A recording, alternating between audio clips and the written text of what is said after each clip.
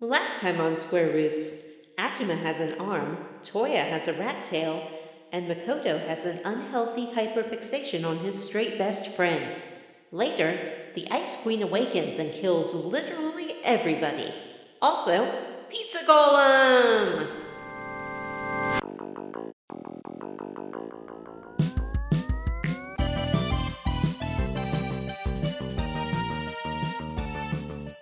Hey everyone, and welcome to Square Roots, the classic RPG podcast. My name is Jim Banks. I am joined by Matthew Van Zant. Heyo, it's me, Matthew Van Zant. Johnny Rattail Brandon. I've never had a rat tail, and I never will have a rat about? tail. If I wanted a rat tail, I could get a rat tail. You could never get a rat tail because you are not that type of Square Roots host. I can see the rat tail coming down, flowing down your back right now. He wishes. And joined by Vanessa. Hey, I'm Vanessa, and I wonder if Johnny were to shave all of his back hair except for just one strip, would that count as a rat tail that sort of just starts at the base of his neck? That'd be a bussy trail. Oh, no. Thought we weren't saying bussy anymore. Yeah, you're right. He can't quit it. I guess we should also mention that this is a podcast where we play and talk about your favorite classic RPGs, one chunker at a time. This is Not episode this week. 2. This is episode 2 of Enchanted Arms. Yay! Boo. Yay! Enchantment? I don't really know where to go with the episode from here. Are we still doing how gaming news? No, not today. Okay. There's no hot gaming news. The news is bad. There's a Target little got hot some gaming news. Switch 2s. Oh, well, too bad. Black Panther game got canceled. That's interesting. Oh, well. Oh, yeah. Yeah, it's Target kinda got high. some Switch 2s early and then put them in a torture cage that had wheels on it, which seems like a bad idea. I heard that some people got their Switch 2s early and couldn't play on them because they're locked until the release date, and that is how you know we are living in a dystopia, apparently. I heard that some Ooh, people got their that's how. pre-orders canceled. Why? I don't know. Not cool enough for the Switch 2. Yeah, Yeah. you have to be like a certain amount of cool. Why don't I have one then?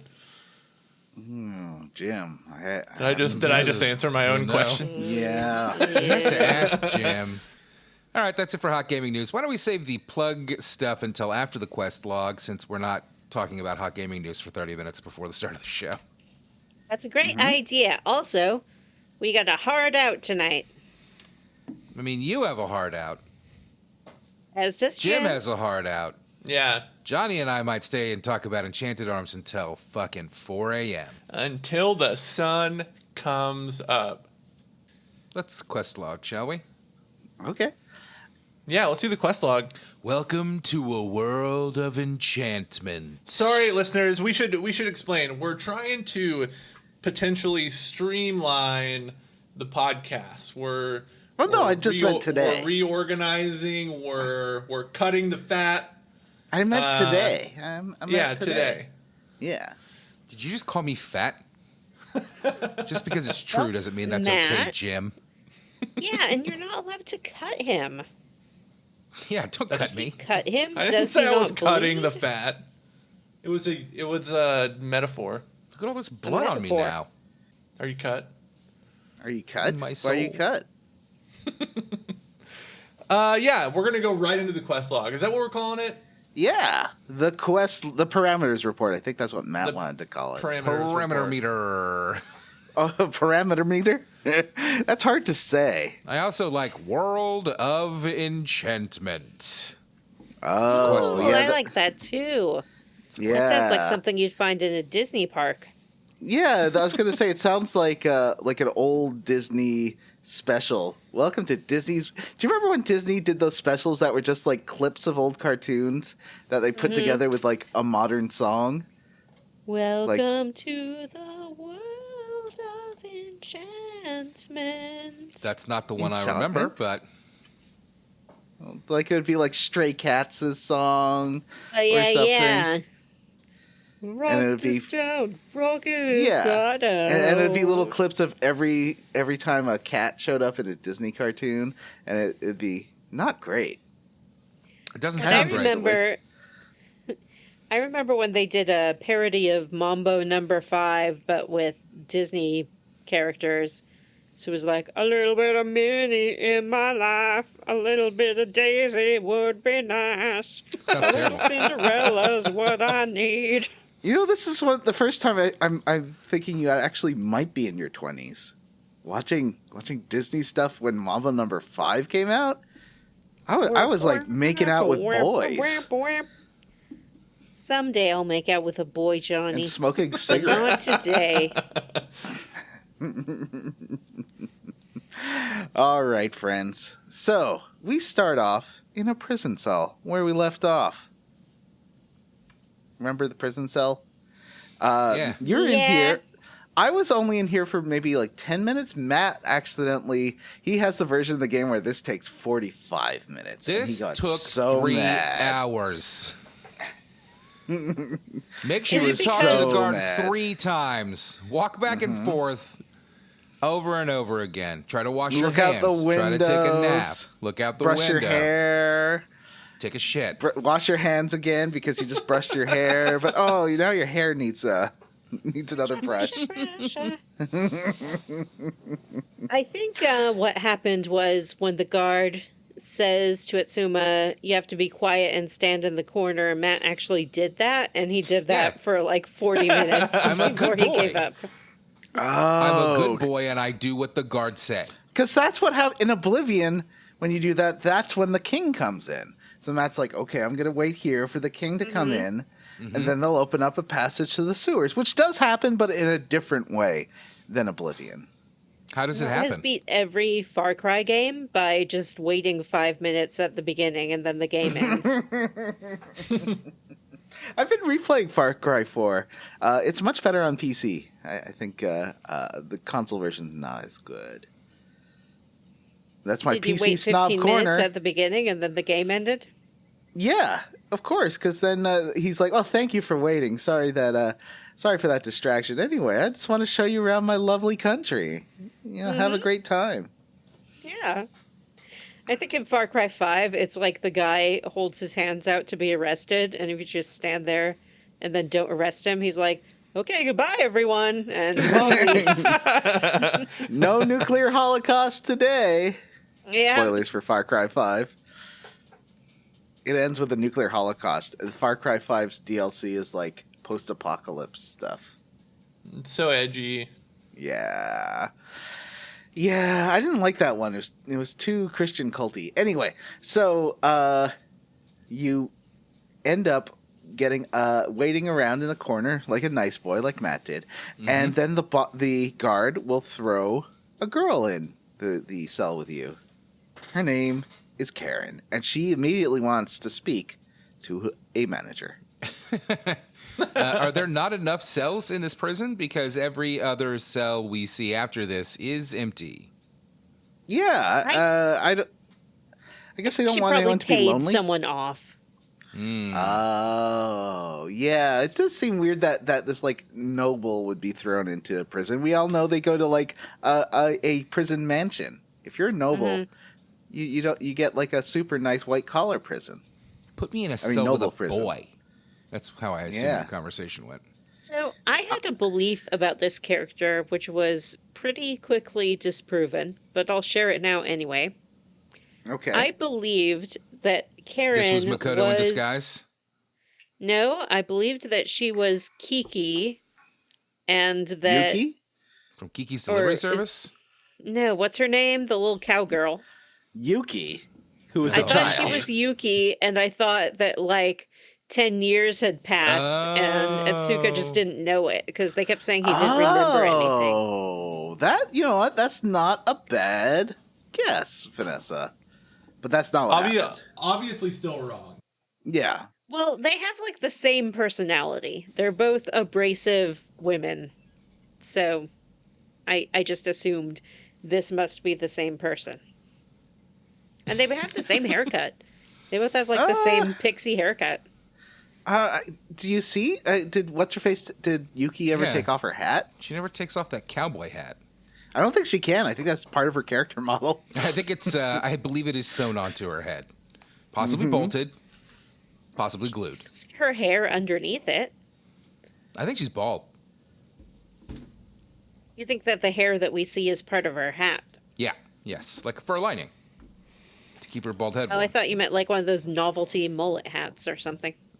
Or that. So she is very prim and proper. She has this kind of aristocratic demeanor to her. Do you want to talk about her costume real fast? Just a little. I mean, we love a costume corner. We love a costume corner. She does continue the game's pattern of having the ugliest fucking costumes I've ever seen. She's got. Well, she's not wearing a this one. marching band outfit like all the men are. I think the first thing to point out is that she seems to have big like pads on her hand, but she's not a fist fighter. She's a kick character, so that's weird. What are those protecting? They're poofy. They're like poofy sleeves. No, over her like fingers, on her Johnny. hands themselves. They look like the controllers that come with a VR helmet. Oh yeah. Yeah, she's just playing some VR, Matt. It's the future. Of course, everyone's playing VR. Wait, are you saying Is this this a VR is corner? Earth the whole time? It is. We know it is. We're in You're London. in London. Spoiler. So, I think they're just lazy. I guess with yeah. their- I should mention. First of all, they're just lazy You're with in their, London. with their name. First of all, I think they're just lazy with their naming scheme. And second of all, no fucking way this is London, because pretty it soon is. here you're gonna walk from here to Yokohama. Oh, what? You can't walk the 2 miles from London to Yokohama? You're that big of a lazy man, Matt? Japan is an island. Yeah, so's England. Yeah. I guess The you do same cross a bridge. island, That's a good point. Oh, holy shit! That's the same island. Yeah. Haven't you noticed? So she's got more of a what's her name? The lady who played Billy in Days of Our Lives, and she's married to the guy who used to play Hercules in Clash of the Titans. She's a housewife, Lisa Rinna. She's got a kind of a Lisa Rinna cut. Oh, yeah, that's true. Lisa Rinna was in Melrose Place. She was in Community as that kid's hot mom. Oh, the kid who hot was like, mom. Lisa Rinna she's in like all the Lifetime movies, and she has the face. I The love contemporary Oh. face. She's Lisa I love does Lisa that Rinna. mean? Oh wow, this lady. Okay. Like Jim just said. Yeah. She The has only the thing face that everyone loves to buy. Yeah. Yeah, I think she's great. She's a charming lady, a good actress. She plays that hot. She's good in Community, where her son's a loser. The Schmitty son. She's like, oh Schmitty, oh look, there's an old Grandpa Schmitty. Remember that episode, Matt? Yes. Yeah, There, I sent a picture to the She's group in, like, chat 2 of Lisa scenes. Rinna. yeah. It's Lisa Rinna. Oh yeah, but she's great, and she also she is a reality TV star now. Although she was an actress first. Harry Hamlin, that's her husband, I believe, or was her. I don't Anyway, know if they're so still far in married. this costume corner, we've discussed her gloves. Yeah, her gloves and how she looks like Lisa Rinna. She has detached sleeves that are like a bell sleeve at the bottom, but then gather at the wrist. She has a A-line, sort of almost like a cheerleader dress with pleating along the very bottom. It has a Peter Pan type collar, and she has What's a Peter Pan thigh-high collar? stockings. Yeah, like a Peter Pan collar. What's a guess it's Peter not. Pan? What's a Peter Pan collar? I think a Peter Pan collar might actually be like rounded. Oh, I know so what you're I- talking. Like yeah. a tunic kind of thing. It's She's like wearing. She really likes the Mercedes brand. She's wearing Yeah. the logo all across her belt. Oh, I thought that was Yeah. the Star Trek logo. I thought she was a Trekkie. That's a very 2000s belt. Like that kind of Yeah. big chunky gold belt on ladies was a big thing. Like Snooki would wear a belt Yeah, like that. like on your low-rise jeans. Yeah, exactly. Oh, Yeah. I see what a If Peter she Pan has collar is. garters on, or if that's like a thigh tattoo peeking on her think it's thigh both. between her skirt and the stocking. Huh. There's definitely some kind of tattoo going on, I think. Mm-hmm. Then she has Oh. little darling shoes with a little heel and a little bow tied around her ankle. They look Yeah. like little tap shoes. If you upgrade their weapons, I do like that it shows up on the character. And I think hers are different leggings, right? Like they show up as different leg warmers and shoes. Leg warmers. Yeah. Those things over her like calf and lower leg. Oh, I see. Yeah, I could I barely think tell. those are just like the boots. Are they? Okay. Well, but I so don't the know. boots change, but you've equipped new weapons on her, right? Like they sort of Yeah. change. Yeah. Anyway, so she's like, well, we got to get out of prison, and this is a JRPG or an RPG in general. I think this is universal. If you're trapped in prison, the first thing you got to do is pretend to have a tummy ache, because guards have never encountered this particular rigmarole. To be fair, I think this is all on Atsuma, who's like, "Oh, I've got a great idea." And the sad part is it almost works. And Yep. they lure the guard to the door, and he's coming in, and then Atsuma's stomach growls, and nope, the guard doesn't seem to have a problem with this. It's just that Karen and Atsuma immediately begin arguing about how, well, now the plan's blown, which I don't know what a stomach growl has to do with anything. Is very dumb. I feel like if Vanessa and I tried went on for 1 solid hour. yeah. If Vanessa and I tried break out of prison, this is exactly how it would play out. See, but having a growling stomach doesn't mean you don't have a stomach ache. In fact, that could be an indication that you're about to be violently ill. So I don't understand why she became upset when his stomach growled. She's like, it's impossible No, it to have didn't a make any stomach sense at ache all. and a growly stomach. Oh, I you do- did too good of a job. I do like that Atsuma's acting chops are as good as his voice actor's acting chops, so it just sounds the same. It just sounds like him being normal, like, oh, my tummy hurts. Oh, my tummy. Oh. His voice acting really, I mean, I didn't like it last week, and this week it really started to grate on me in a way that made me want Well, to. this week he's just super pouty. Oh, my friends all died. Me. A weapon? Don't call me a weapon. I'm not a weapon. Anyway, somebody breaks through the wall when our plan fails to break us Yeah, out. it's the Kool-Aid Man. Yeah, the Kool-Aid Man. The green Kool-Aid Man. He's lime flavored. Ugh. Yep. He's got another marching band uniform. Yeah, he does. Mm-hmm. And the biggest fucking pauldrons you've ever seen in your entire life. I don't know, Matt. I've played a lot of Warhammer games and a lot got me of World of Warcraft games, and those both have big, chunky pauldrons. Just the hottest, biggest pauldrons you've ever seen. This is Rygar, and he's in green. He's got, as Johnny said, another marching band uniform and a fancy hat that to me kind of looks like something you'd see, I don't know, maybe in like a Chinese military? I don't know where. It's kind of like I was going to say, it looks like a stupid version of the Bloodborne hat that the character wears in Bloodborne. Oh, yeah. I was going to say it's like a tri-corner hat like that, right? Like, what's the Yeah. Power of your hat called? Trifold, tri-corner? I don't think Vanessa, you should tricorner, know. but I don't think that looks anything like a tricorner hat. It's flat on top. It's got wings on the side. It's very stupid looking, is the long and short of it. And this guy says about 4 lines the entire chunk. So, It's like, great as you character. say.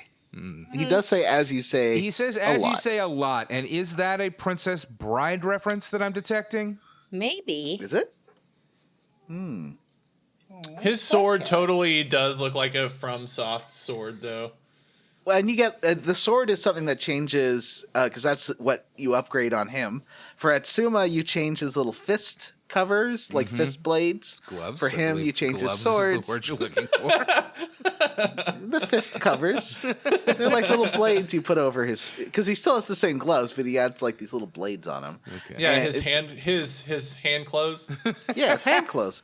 And for him, it's different swords. For the lady, it's different shoes, I guess, or leggings. Yeah. Yep. Does his sword like get big?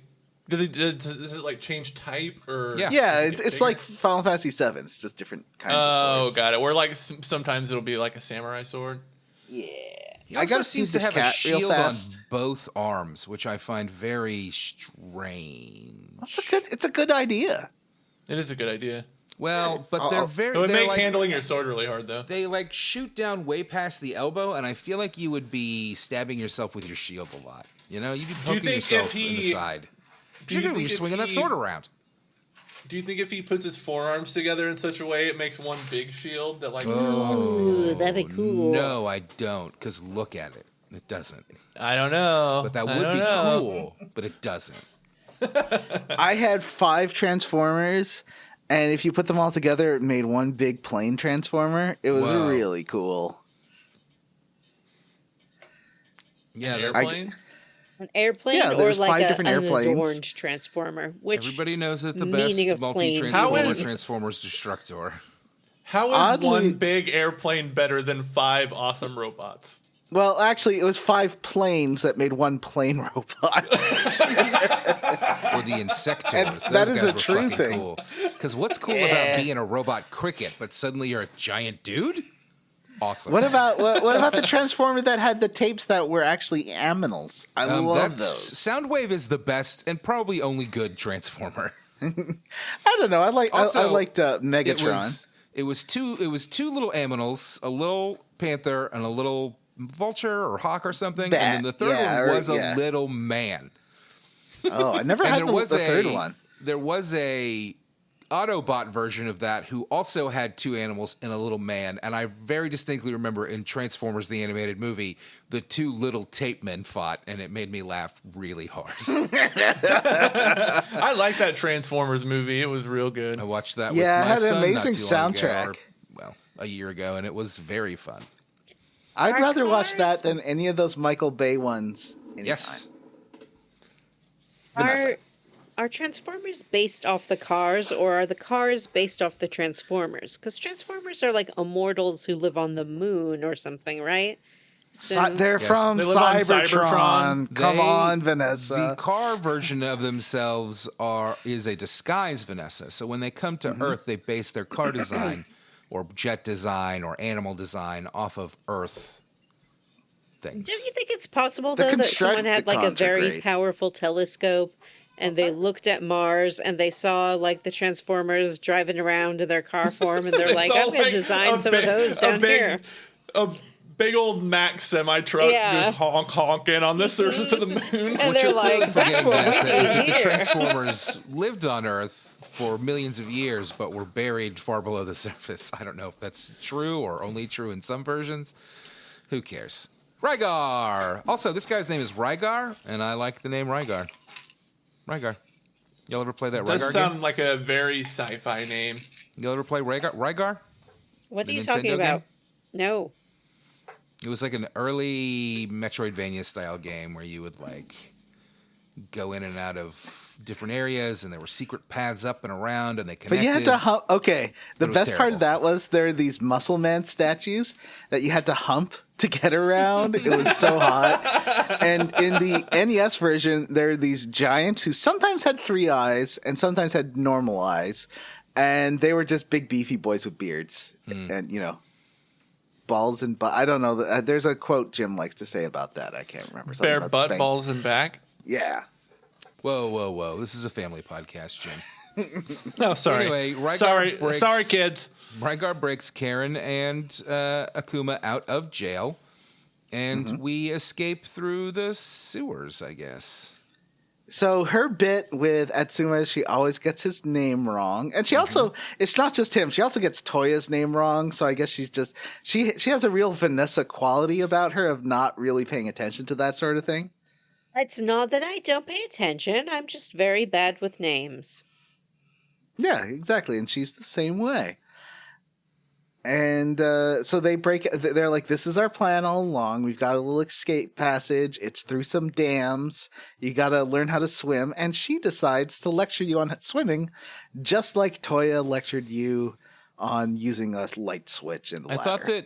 I thought that this was going to be like a one-off thing, like a wink back to how fucking annoying that was. But no, she does it a few more times in this chunker. So this is just how this game is.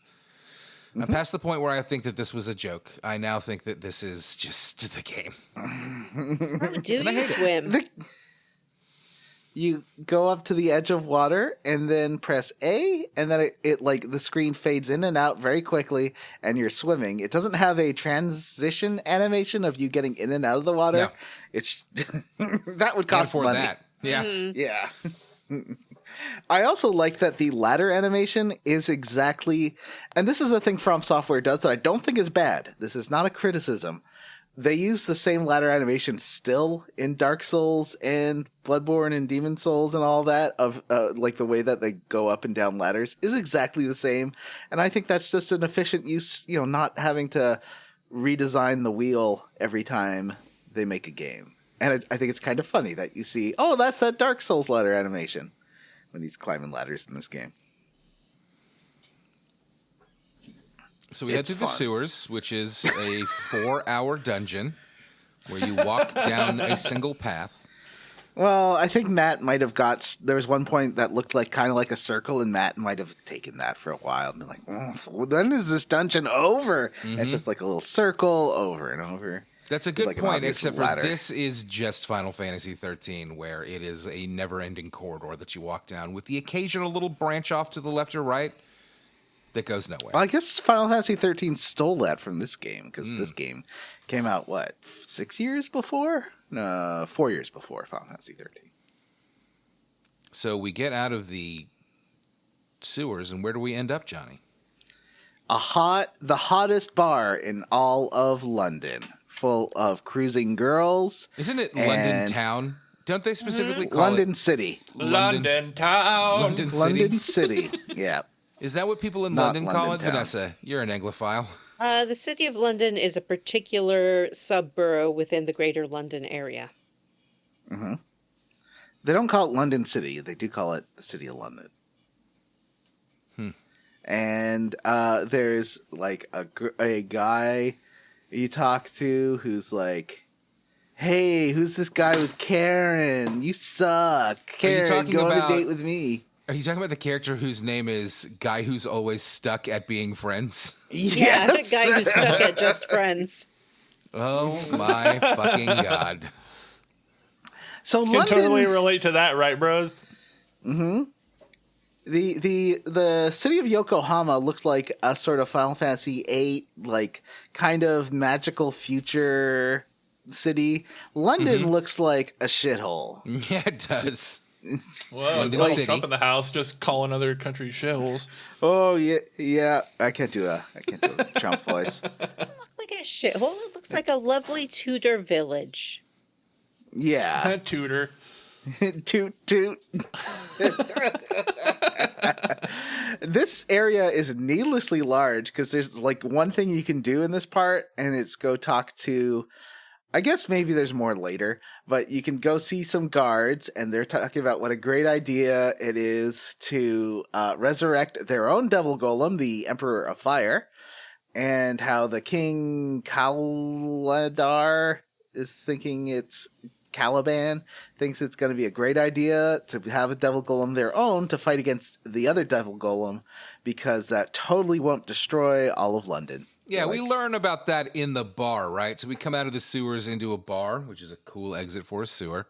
And we learn that Karen and Rygar are part of some sort of resistance against the king, and they want Atsuma's help. Specifically, they want his cool, superpowered arm. He can't remember anything that's happened since the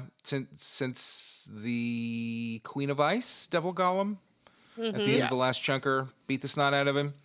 But apparently, did we talk about the flashback last time? Yeah, and that flashback, that wasn't in between. I thought that happened in between him turning crazy and going So to did jail. But But I don't think it did. I think it happened before, but I'm not entirely sure, Matt. Like, it's vague when that happened. And that seems to be like not the when isn't a plot point, but I feel like it's important, but the game never really explains it, at least not so far. Wait. Because Karen knows who Atsuma is. And knows I think it about his explains it at the fancy end arm. of this chunk, or... But it didn't say, did that must have happened before Atsuma went to university, right? I don't think so. That's what I'm saying. It's confusing because it doesn't seem like enough time has passed for like everyone to get together and see Atsuma's demonstration. We don't know how of his much time has abilities. passed. You do because it's been a couple of days. That's what Oh, really? Atsuma says. Yeah. Okay. It's been a couple of days since the attack. I don't really know. You could be right. I don't know. Anyway, but they want Atsuma's fucking superpowered arm to, I don't know, fight the devil golem. The king wants to wake up a devil golem to fight the other devil golem. It seems, She's like a a princess, metaphor. right? Like the king's her dad. Nuclear That's my weapons. guess. Yeah, for sure. 100%. Yeah. It does seem, Jim, you're on board with this. She's the princess idea. Mm-hmm. Yeah. Okay. Well, the dude calls her Milady all the time. Right. Oh, is he like a Steiner type character? Are you thinking? I think so. I think he's totally a Steiner. It's a combination of Final Fantasy 8 and 9 Wow. because you got a Steiner and a Cypher. Yeah, he's her bodyguard or something, clearly. I guess, I don't know. Maybe we'll find out more and it'll turn out that he's like a rich character with a deep backstory, but so far he's nothing. He's a man with a hat. Yeah. So yeah, you see the guards going and they're like enforcing martial law.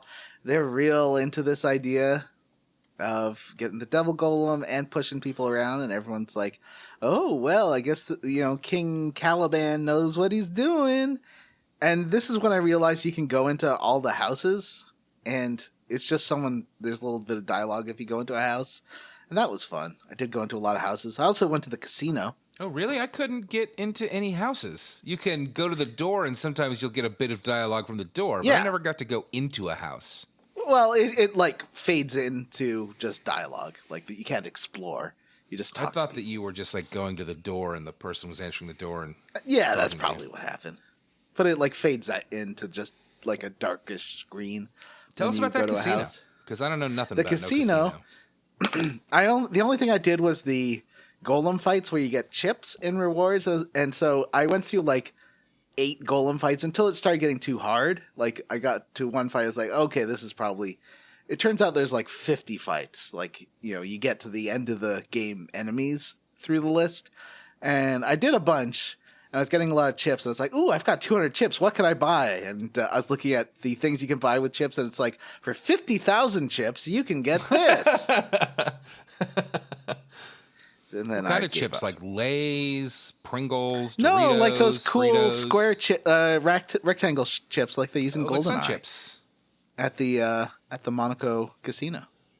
You can win more playing roulette, so if you want to like do some cheese saving, you can get all the chips Oh. pretty quickly.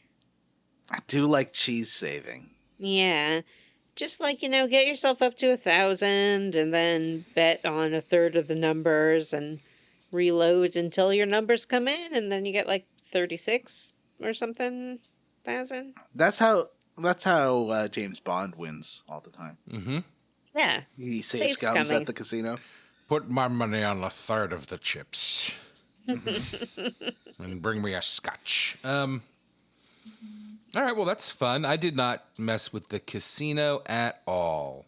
You do have to go to a town meeting that's happening in the square directly outside of the bar, where you mentioned they announced that they're doing martial law, and they hate you, and you're all scum. Yeah. The guards don't seem super chill, but that's okay. So Who is instituting martial law? Who is The king. the king. The King of London? Yeah, London City. Caliban. Taliban, the king of London City. Oh no! this was is a really dark 2005. future. Yeah, hot This take. is 2005. I think that they didn't realize they would been watching too much of the news when they're naming this. And they're like, what should we call the king? Caliban. Yeah. It might be Caladan. Anyway. I think it's Caliban. You But get... I think that's sort of so an old... Isn't that like a name from King Arthur or something? Sir It's an Caliban? X-Man. Does that count? Probably. Maybe. Oh, Caliban's a character in Shakespeare's The Tempest. Oh, the Tempest. The subhuman son of the sea witch, Sycorax. He's the son of the sea witch.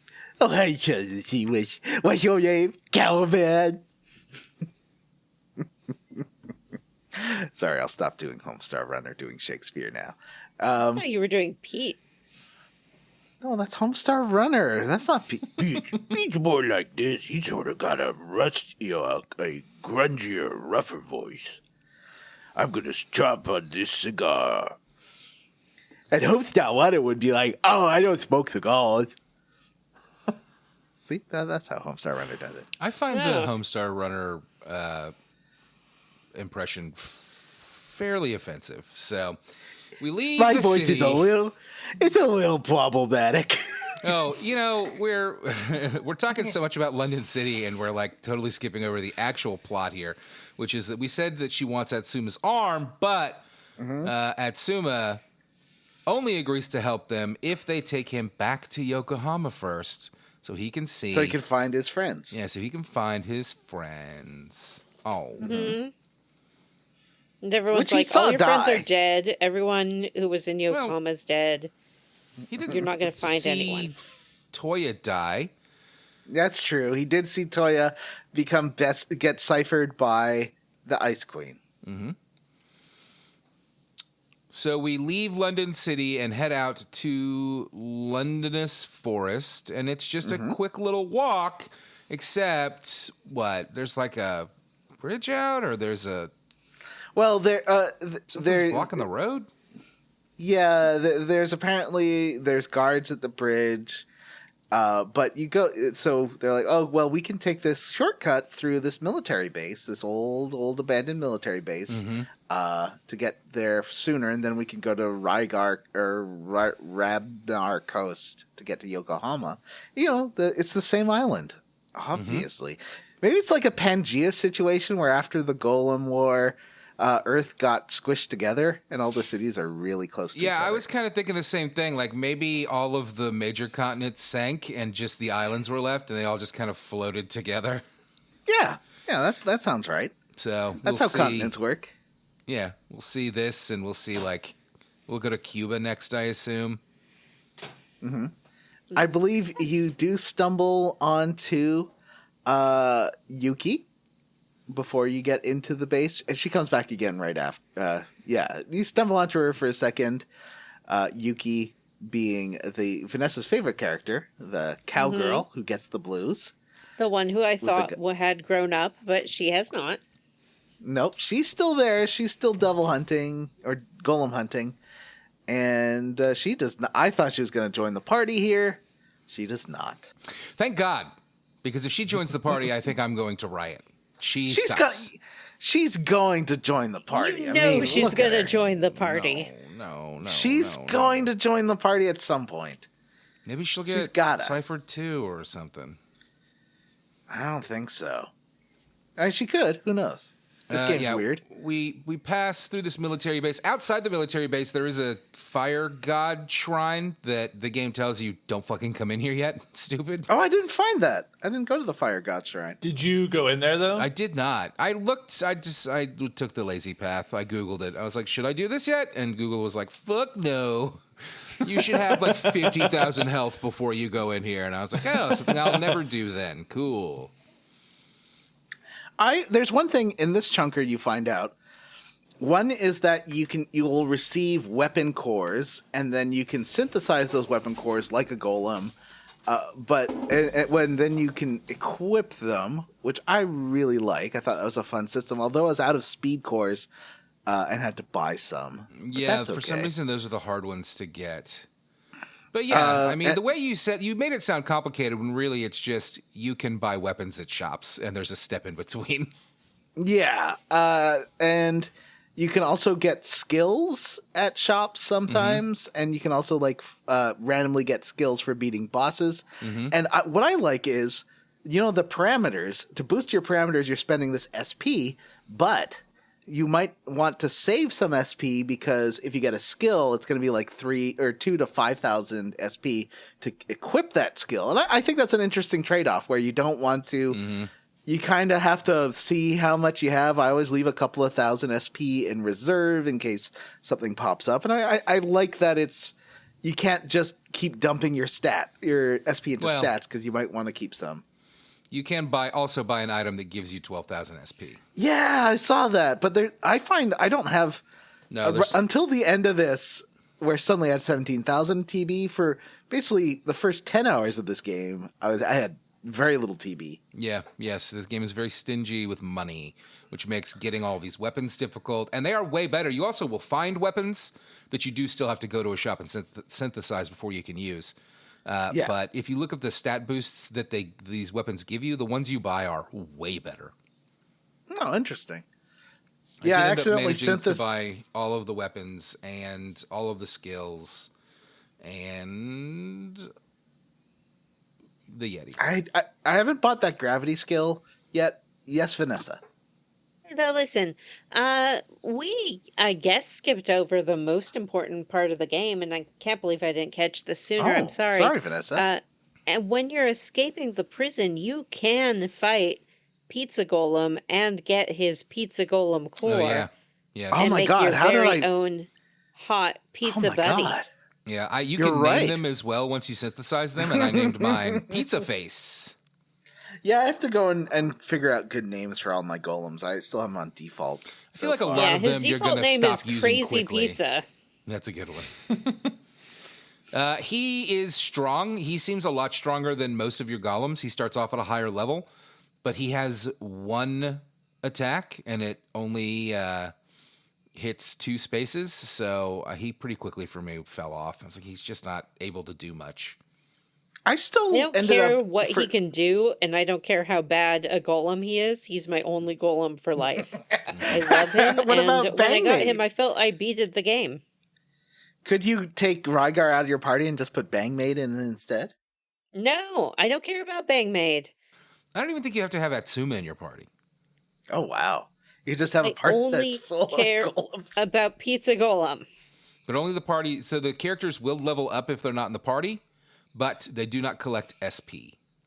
Yeah. So I would keep your named real characters in the party. And Yeah, like Pizza Yeah. Golem, your main real character. yeah, exactly. I did buy a golem named Yeti who has a move that boosts everybody's parameters by I think 75%, maybe 100%. Isn't his name Sasquatch? That's what No, I maybe have. it's Sasquatch. You're right. Yeah. And I ended up using him for the last fight of the Same. Junker. Same. I also found in the military base one called like Alexandrius or something that is a mini boss that you fought earlier. Yeah. Or maybe it was you fought there and just Yeah, got it from there. that was the boss of the military base, is like that plant with like little suckers and stuff. So this is the first one I got that I realized that they can take up multiple spaces. This one takes up Yeah. 4 spaces on your grid, and it's just too much. Yeah, I mean, so does Yeti. Sasquatch takes up 4 spaces. Yeah, but yet Sasquatch for me is more of a sit in the back and like boost the party character. So Yeah. that works better for me than the one that kind of has to be up front. I used in the Ice Town that we'll get to in a second. I used the saber-toothed tiger because that has a double flame bite attack that's useful, Yeah. like a good Yeah. flame bite. So we go through this military base. It's a good shortcut to get to the coast, and from Yokohama, from London to Yokohama, and you do fight that plant monster. I think it has a poison ability. Gravity is something that I'd never unlocked that gravity ability because it doesn't seem that useful. It just locks you in place. It seems You can get pretty a useful support to skill. me because Oh, if really? you lock Okay. them back far enough, like they kind of can't. Sometimes they can't do anything. or they have to rely on their one skill, and longer range skills tend to be weaker than up close skills. I guess if they're close and you don't want them to run away, you can always grab it. Yeah, I'll go get that gravity. I have enough money now to get that gravity skill. You climb the ladder back out of the military base to the South Forest, which is one screen. And then you get to the bridge where Lord Uka is there. Oka, I should say, with his soldiers. And they're like, we're going to blow up the bridge. And then they animate pretty well, I would say. Blowing up the bridge looks good.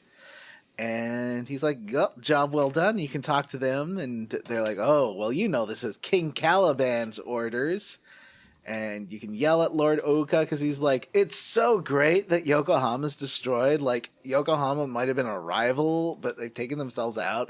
And everyone in Yokohama was stupid anyways. Yeah, they're like, everyone in Yokohama was stupid and they sucked, but they could have, like, survived and outbred us and then become a real threat. So it's a good thing that they're all dead. Which is a real political belief that many people hold these days. Oh, yeah, popular as heck. It's just a great, great belief. And, yeah, he sucks. I hope we get to murder him later. He's named, so I assume we're going to get to murder him later. Anyone who's named, you can legally murder. That's a fact. Oh. Well, I just mean, like, he showed up, and I assume not just for this one cutscene, Vanessa. I'm not saying you can murder anyone with a full name. I don't recommend doing that. I don't think you should. What if the final boss of the game is Guy who's always stuck as just friends? Oh man, the ultimate villain. I would love that. That would be brilliant for an RPG to do sometime. Like, have the final boss just be like some guy with some generic name. I feel like that's Redhead kind of Villager. that guy made Undertale. That's the sort of thing he would pull as the final villain. Also worth noting that Lord Owaka recognizes Karen and Rygar, and refers to Karen as my lady, further solidifying Vanessa's theory. She's that obviously this is a secret princess. Or was it? Yeah, Jen, whatever. Secret princess. So the bridge is out. Now you gotta swim, but fortunately, you can just go to the shore. I did find a god golem there. Did you see that god golem, like, tucked under the bridge? Oh, yeah, Yes, it talks so- to you. It explains how it protects the earth ore or some shit. Yeah. This has to do with that that Fire fire shrine? golem temple. Mm. So he mentions that you have to bring him the weapons of the gods or something, and there's, I think, 3 or 4 of these temples scattered around, and each one has an elemental orb, and if you get them all, you can bring them back to this guy for something. I don't know. Yeah, it's an end game side quest. So I was Yes. like, okay, I'll remember that you're there. I'll come back later. Then you do a little swammy, where, you do a little swimming. The water looks nice. Good looking water in this game. I thought, hey, game for a 2006 game, some nice water. Mm-hmm. Not like As we're heading towards Yokohama, we come across a survivor who I think I recognized from the first chunker, but I can't be sure. I think so. One of the students, maybe? I don't know. But he is, like, traumatized and tells you, don't go to Yokohama, because it's bad there. This reminds me a lot of Final Fantasy X. I don't know, like the way that the walking around and sort of the traversal. Yeah. It gives me more of a 10 feeling than a 13 feeling. Although the 13 maybe does have those corridors. Yeah, I would say this is more limited than 10, but probably less limited than 13, which is just straight. It has towns. 13, Yes. At least 13.1 doesn't have towns. I believe 13.2 and 3 do have towns. 13's So got we'll have that to play one all town, like at the end of the game, right? Like I never made it that far. We should play just 1 year that's just all Final Fantasy 13. We play all 3 of them. That would basically be a year. No. Aw. We're not going to get the super secret golden ending where What's-Her-Face wakes up in Tokyo like Sora did. It's true. That's how Final Fantasy 13 ends. Like if you get the 100% ending. Yeah, I know. Of 3. I don't care to get it. Yeah, well, I've never played. I've heard 2 and 3 are much better than 1, but I still haven't played them. I had 2. It added like a Pokemon type thing. Ooh. Ugh. Yeah, I guess it's all the same monster. If they aren't making new monsters and it's just the monsters from 13 again, I didn't love the monster design in that game. Anyway, so you walk through these long tunnels to get to Yokohama, and then you finally get there, and it's just all cold. It's so cold. It is a big frozen city. Like you see a boat in the dock that's like half frozen, and the city's just like got icebergs on it. And this is where Atsuma becomes very mopey. He mostly speaks in ... Yeah. He's witnessing a traumatic event. You'd be mopey too if your whole city was blowed up or iced out or whatever. Well, as if I'm smug about it. I'm like, oh, well, I survived. Well, that would make you a dickhead, and you're not a dickhead. Yeah, he's not as enthusiastic about the idea of his friends surviving, and he gets real like self-defeated here. And Karen's kind of got to keep pushing him on because he basically gets the heroic blue screen of death, where suddenly his brain doesn't want to do anything, and he just wants to sit there and stare at the desolation and destruction.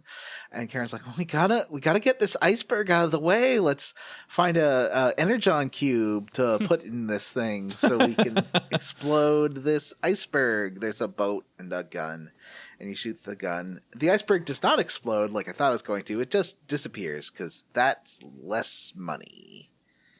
They didn't make the bridge explode. It's a laser beam gun that fires into an iceberg, so I think it would melt. I want to see it explode like the bridge did. Even if it melted, they could have shown like the hole and then showing the top crumbling because it can't support its own weight now that a laser hole's been shot through it. It could have been cool. And you now have a chance to walk around more. There's a boss that shows up. It's just a goo boy. Big old goo boy. Why is it a goo boy? It was just like a aqua goo man. It was like sort of a vaguely humanoid shaped, made out of aqua goo. And as soon as you kill it, guess who shows back up? And it scolds you for killing it because she had been tracking that golem for hours, I guess. It's Yuki or Yuck, whatever we decided her name was. No, Yuki. Is it Yuki? Yeah, She says her name a lot. It's Yuki. It's Yuki.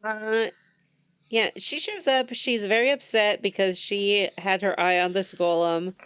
And Atsuma goes off on her and is like, you are just like so obsessed with money. I hate you. You suck.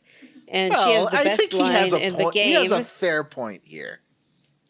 Yeah, but she has a amazing retort, which is, Moron! Moron, moron, moron, moron, moron, moron, moron, moron, moron, moron, moron, moron. I did like this line reading. I thought Yuki's voice actress does a good job. Puts a lot more effort and verve and vim into her delivery than, say, Atsuma did. Yeah, Atsuma does make a little girl cry. Which is, not cool, man. I know you're going through some hard stuff, but you made this little girl cry. Little girls can be jerks, too. She could leave this man alone. Yeah. Stop threatening to take his arm. Well, I mean, she's right, though, isn't she? Well, we'll get to that, I suppose. Yeah. Hashtag Yuck was right. Yuck is right about the arm. And I think she should take it. Yeah. Mm-hmm. Actually, that would probably be best for everybody because Atsuma's a fucking idiot. If she had taken the arm when they first met, none of this would be happening now. It's true. Would she have to like cut off his whole arm? Yeah. Maybe it pops off. I didn't know how it works. I didn't think about it popping off.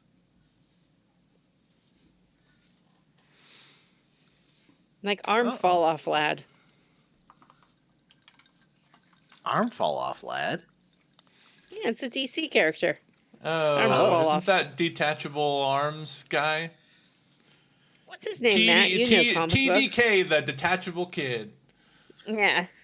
Oh, was he in the Suicide He was in Squad Suicide movie? Squad, yeah. Yeah, I think that's the only reason I Nathan know Fillion. about that guy. Fillion, right? Yeah. All right, so Yuki runs away crying. I guess that's the last we'll ever see of her. The Please, end. God, please. Then you've got, I'm sure at this point, this is I'm trying to think math-wise. This is a good 3 or 4 hours into the chunker, and suddenly you got some crane puzzles, and they're very easy at least. They do not require a lot of thought. But you find a back way into the city through the port. You got to walk across some cranes and make some cranes knock over some shelving. You have to learn how to operate the cranes. It's pretty tricky. Oh, that's true. Hopefully, Karen explains how cranes work. How does she she does. know how cranes work? She's a highly educated princess, obviously. Yeah, a battle princess. So you head out of this area into downtown Yokohama, which is pretty desolate. There's no. I thought there'd be like chunks of frozen people after they all got exploded, but no, there's no chunks of frozen people. Yeah, it's a real letdown. Probably some birds ate them. I was hoping for some gore. Yeah, some real Jason X exploded frozen bodies gore. But No, it's pretty empty except for a shitload of golems, and we have to fight 1,000,000 golems, and there's a bunch of golems you can collect. Yay, gotta catch 'em I got all the golems all. from this area, but the next area I started slacking on my golem collecting because I just wanted to find Professor Ko. I was like, okay, Yeah. we're here. But you wander through towards the university. You get attacked by some Ice Queen guards. This is where I use Sabretooth because he was a powerful flame boy. The only downside is that you can't leave Atsuma and Sabretooth in the same row, or else they'll just get all 4 flame ladies just baking him. Oh. Fortunately, I hadn't been spending my EX points, so I could just use the Phoenix Blast that Atsuma has over and over to win that fight in 2 rounds. You're gonna need Nice. those at the end of the chunker. Well, they come back pretty fast. The game's pretty generous with its limit breaks, honestly. I think I missed exploring some parts of the city because I went off on what I thought was a sidetrack. And Right. suddenly found myself in front of the school, and they were, Yeah. and it was, watching a cutscene, and I was like, oh, well, I'm not turning back. There's one golem. Basically, if you go forward to the school that way, it's frozen over, but there's a really good mech golem that has just, it's water based, so it can shrug off water attacks and has high defense. But there's no point in using aqua attacks. Nothing's vulnerable to water. Yeah. So This is also when I started to really run into problems with the VP points, because Karen and Atsuma has starts with 100 VP points. I guess that's like saying ATM victory machine. points. 100 VP, but the rest of the characters have much less. Karen has 15. Yeah. Is there a stat you can do to? I don't think so. Right? so. I was looking. Yeah. I didn't find anything, any way to boost it. Rygar seems to have about 30, and you lose them each fight unless you manage to one-shot everybody, which I was not able to do. And so I had to kick Karen out of the party pretty quick. And the things that heal your VP points are few and far between. So then I lost Rygar to VP points. I lost a Golem I was using to VP points, and started to get really frustrated with the game, the way this game forces you to stop using characters, because as I said, they don't gain SP. So even though they're leveling up, you still are not going to be able to increase their parameters and stuff, which... Well, I like that it means you can, like, I like that it sort of forces you to switch things up, which I like in a game, but I understand that it's also frustrating. I also only had to do it once. I had to switch out Karen at one point. I had to do it with Karen and Rygar multiple times and multiple golems. I don't mind a game that wants you to switch it up, but it's got to make me want to switch it up for something else that I like, and I don't like a bunch of fucking Pokemon golems. You know, like I just don't give a shit about this. There's a golem that Matt and I both came up to that had a mohawk. I hadn't saved in a while, unfortunately, so I was fighting up against him. I was like, oh, I'm not going to win this fight, and but fortunately you can run away, but that drains a lot of VP. Mm-hmm. So, there's a bit of a down. That's when I had to switch out Karen. And Matt says he Googled this golem and he sucks. Yes, I did. I tried him a few times. I couldn't beat him. I got really frustrated and Googled it. Like, is this something that I really need to worry about? And the internet's answer was no. Don't worry about it. I did get the Husky Boy Demon. That was in under, like, the floor below green guy. So I did get that one. Sure. I just call him Husky. He looks like, what's his face? Hudson from Gargoyles? From Gargoyles. Yeah, he does. So we... Suma gets really sulky about his dog at this point, and he starts beating himself up. He's like, oh, my friends would still be alive if I didn't come back for my dog. Yeah, and then guess who shows up?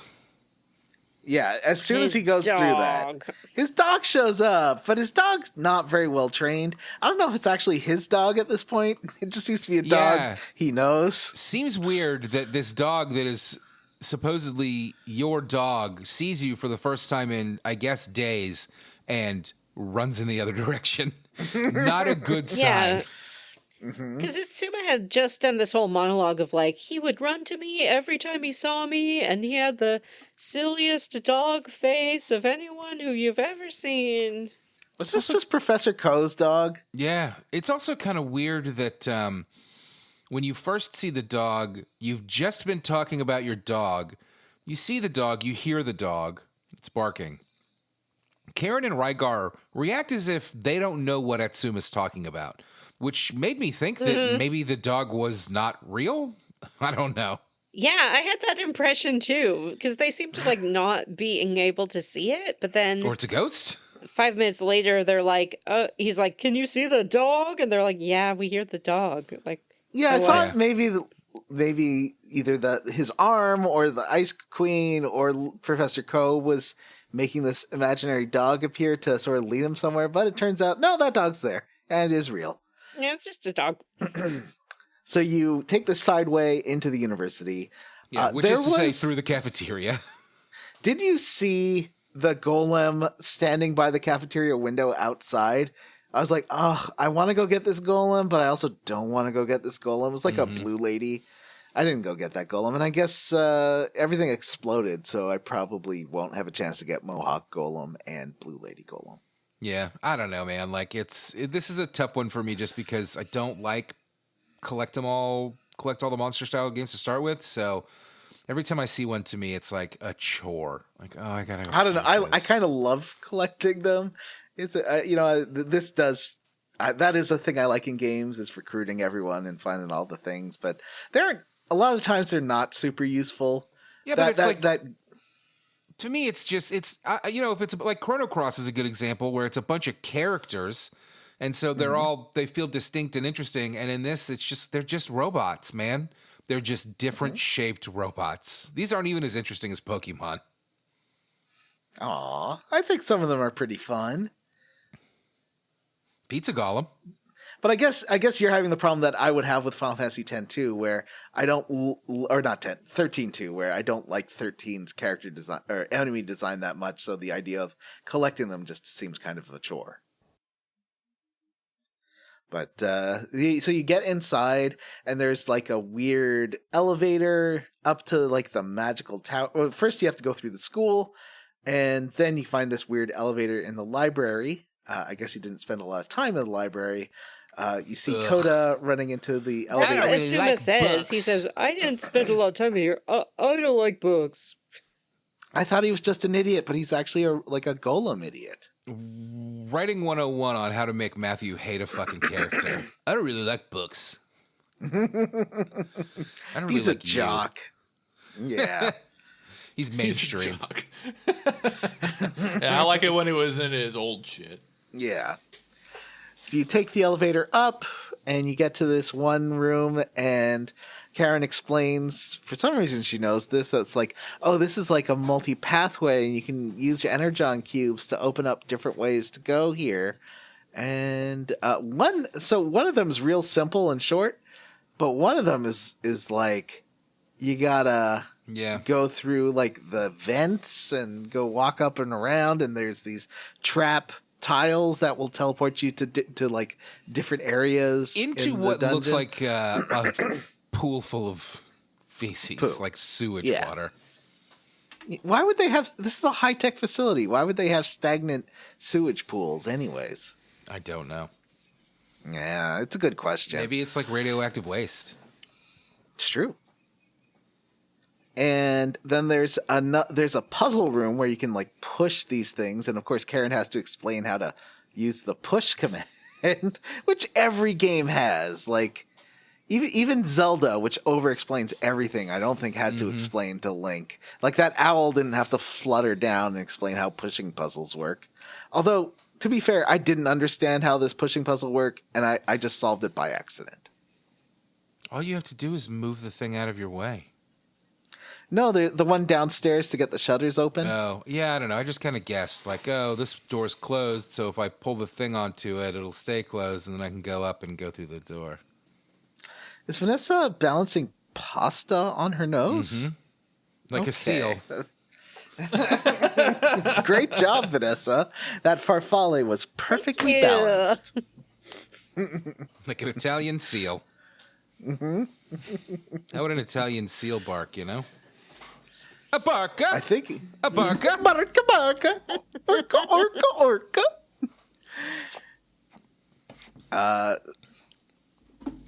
It's like a kiss from a rose. Barka, barka, barka. Oh, solid gag. So you solve the shutter puzzle, you do some Metal Gear Solid, walking through some air venty type, well no, it's like upper catwalk type area to grab some energon cubes and open some doors. And then now you've unlocked both areas, it unlocks a third thing, and that will power the walkway to get to Professor Ko's room finally. This is a guy that looked like, that we established looked kind of like Sephiroth in the last. Yeah, Sephiroth, episode. if he had a dyeing mistake when he was trying to dye his hair and it dripped down his face. Yeah, or like if he was maybe wanted to dress up as the Joker for Halloween and messed up. Mm-hmm. I think he kind of looks like Sephiroth if Sephiroth had chosen the life of a librarian. And yeah, he's also gayer than Sephiroth. You do see Sephiroth in a library in Final Fantasy VII. That's true. He does spend a lot of time in a library. He does. He does not refer to Atsuma as puppy. That's true. But he is like, oh, I've learned so much about your arm. Yeah, they're going to proceed to have one of the most goddamn just stupidest conversations I've ever had to listen to in my life. Let's Well, talk about it. he's following Coda, and Coda runs up to Professor Ko. He's like, oh, is this your puppy? Matt, this is our 466th episode of this podcast. I doubt that's one of the top stupidest conversations. It definitely is. It definitely is. So he's like, you still think you're human, young man? And then he's like, well, how would your human self react to this? And he takes his doggy and turns him into a Parasite Eve 3-headed Cerebus monster. Yeah. Yeah. A really shitty He's just looking like, check Cerebus. this out. Ship, ship, ship. Yeah, not the best monster design. You know, it's been pretty good in this game, but this one they kind of whiffed, I think. Yeah.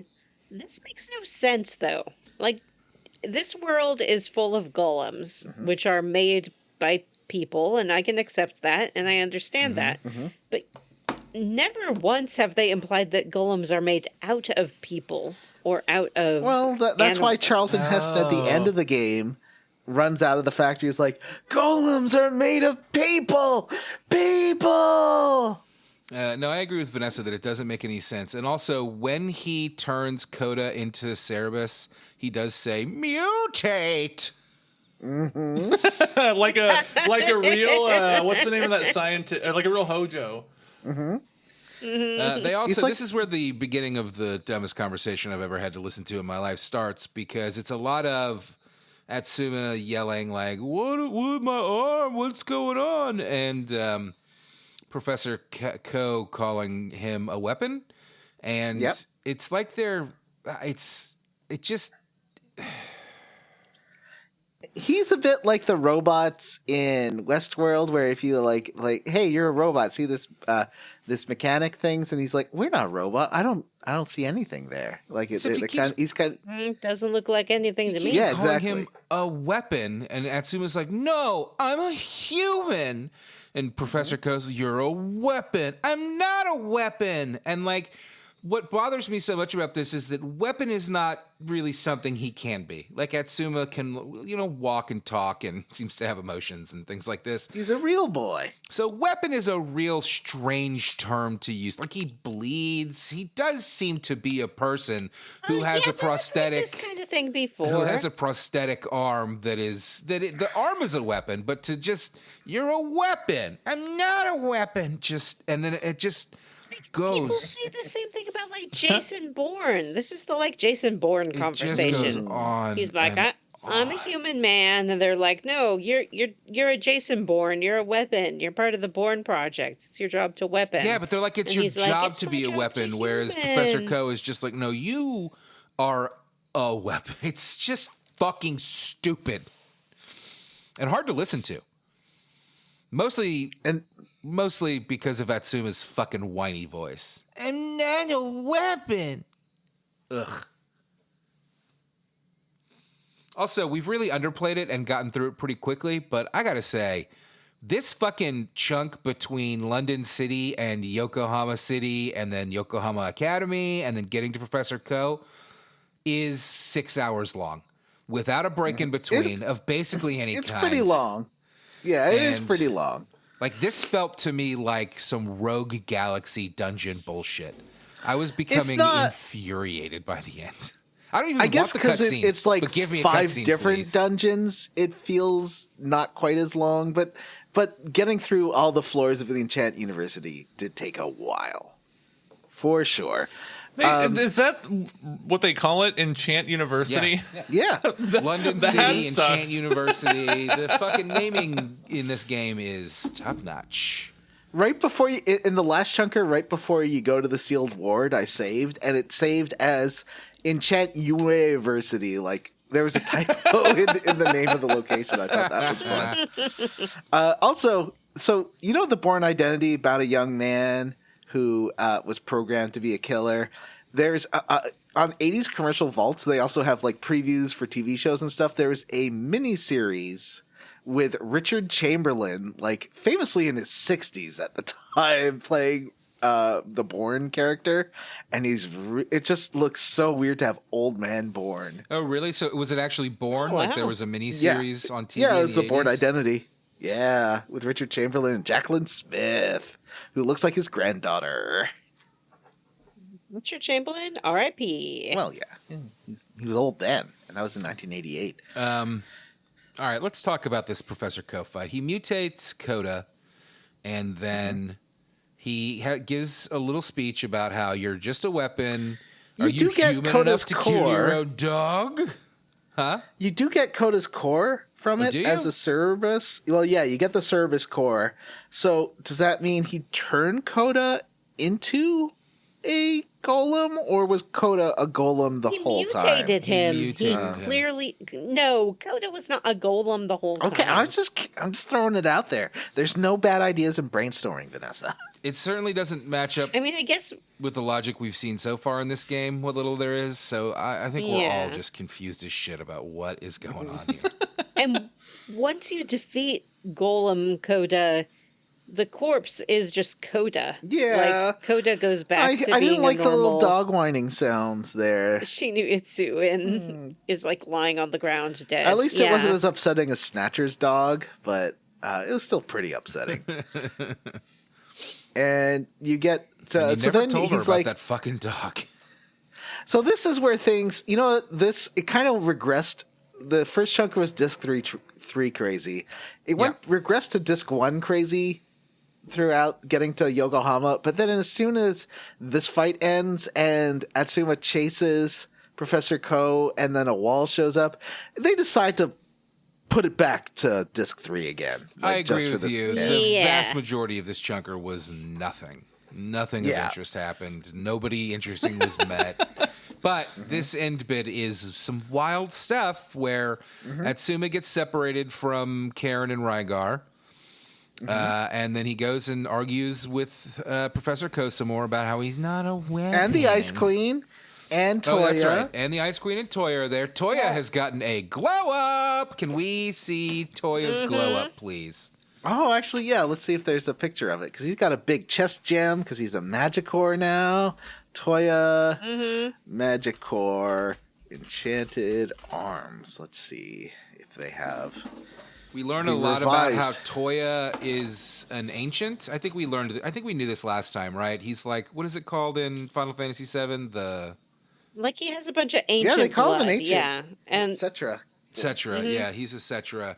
And so we learn that only a we see, like, Cetra a can flashback become a where- Magicore, which is apparently important Yeah. stuff. we also see a flashback where, like, Toya's legal guardianship is passed from his parents to the university. I'm like, why is this part in here? It's so fucking And weird. Professor Code, like, is talking to him and he's like, Toya, your parents have transferred your guardianship to the university. And then Toya's like, okay. And then he goes like, he just starts like niggling at him like, aren't you more upset that your parents have transferred, you're severed from your parents and you don't have this legal relationship anymore? And Toya's like, no, my parents are afraid of me because of my ancient blood. But where did he get his ancient blood if not from his parents? This does not make sense to Maybe me. he was adopted.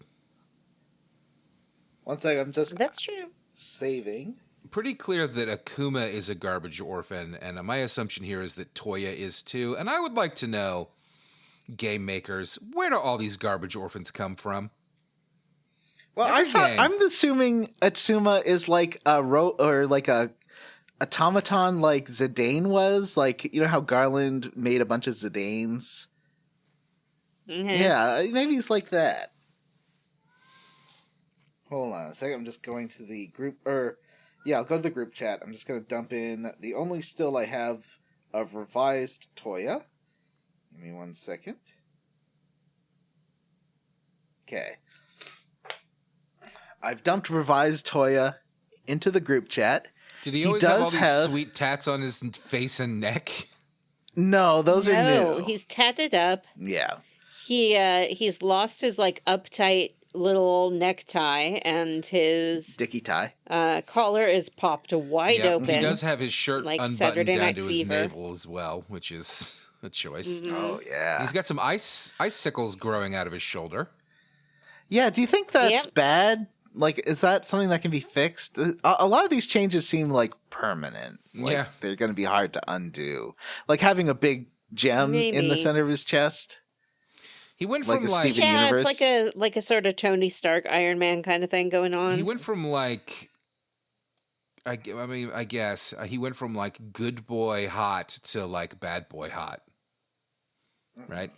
And most importantly, he does not have a rat tail Yeah, he does. I anymore. can see it. Does he? He does Yep, he not. sure does. Oh, yeah, he does. Yeah, No you can. way. Behind his neck there, you can see a little diagonal line indicating No, I don't believe it. a rat tail. The Sorry, rat tail Sorry, never Vanessa. dies. Enhance this image. No. Uh-huh. Yeah, well, we don't see him turning around. Oh, yeah, you can even see it if you look behind him in the actual character model. In this, you can see a. Oh no, that's a tile. Never mind. still, yeah, he's got a great I don't look. think it's there. I don't think it's there. I've zoomed in. I don't see what you're No. talking I about. don't know. We'll see. We'll have to see in more cutscenes. He did fly away with the Ice Queen at the end of this. And I didn't get a still up because it's only like 2 seconds of them flying. I didn't press the button hard enough. Fast So enough. we cut back to Karen and Rygar, and a This is the best. A mysterious great. man appears and breaks Random down the wall. Hajili. Yeah, Random Hajil appears and breaks down the This wall is- for him. Crazy. May I have a moment, Matt, here to talk about this? And I think you know where I'm going to go with this. You want to kiss this man? And no, I need I don't think he your wants opinion, to kiss her, Johnny. I think that you... Johnny, who do you think this Who could this man man be? is? Is Who this could this Makoto? blonde-haired man be? Did Makoto get a glow up? I mean, a glow up and a straight up, I think. I think that maybe he got hit in the head so hard by the rocks falling on him that he turned straight. And That's not how it works. don't but know. yes, I immediately saw this man and I thought two things. I thought, one, this is Makoto, and two, Johnny will not think this is Makoto. So My first I thought thought- was, this is Makoto. And then he talked, and I was like, weird that Makoto sounds straight now. I thought about it, but the voice sounded so different that I was like, oh, I don't know if this is Makoto. I I think that he's not sounding straight, he's sounding serious. Before he was having flirty fun, and now he's in serious mode. It's like when Johnny gets angry, he sounds straight, but he's not Okay. straight.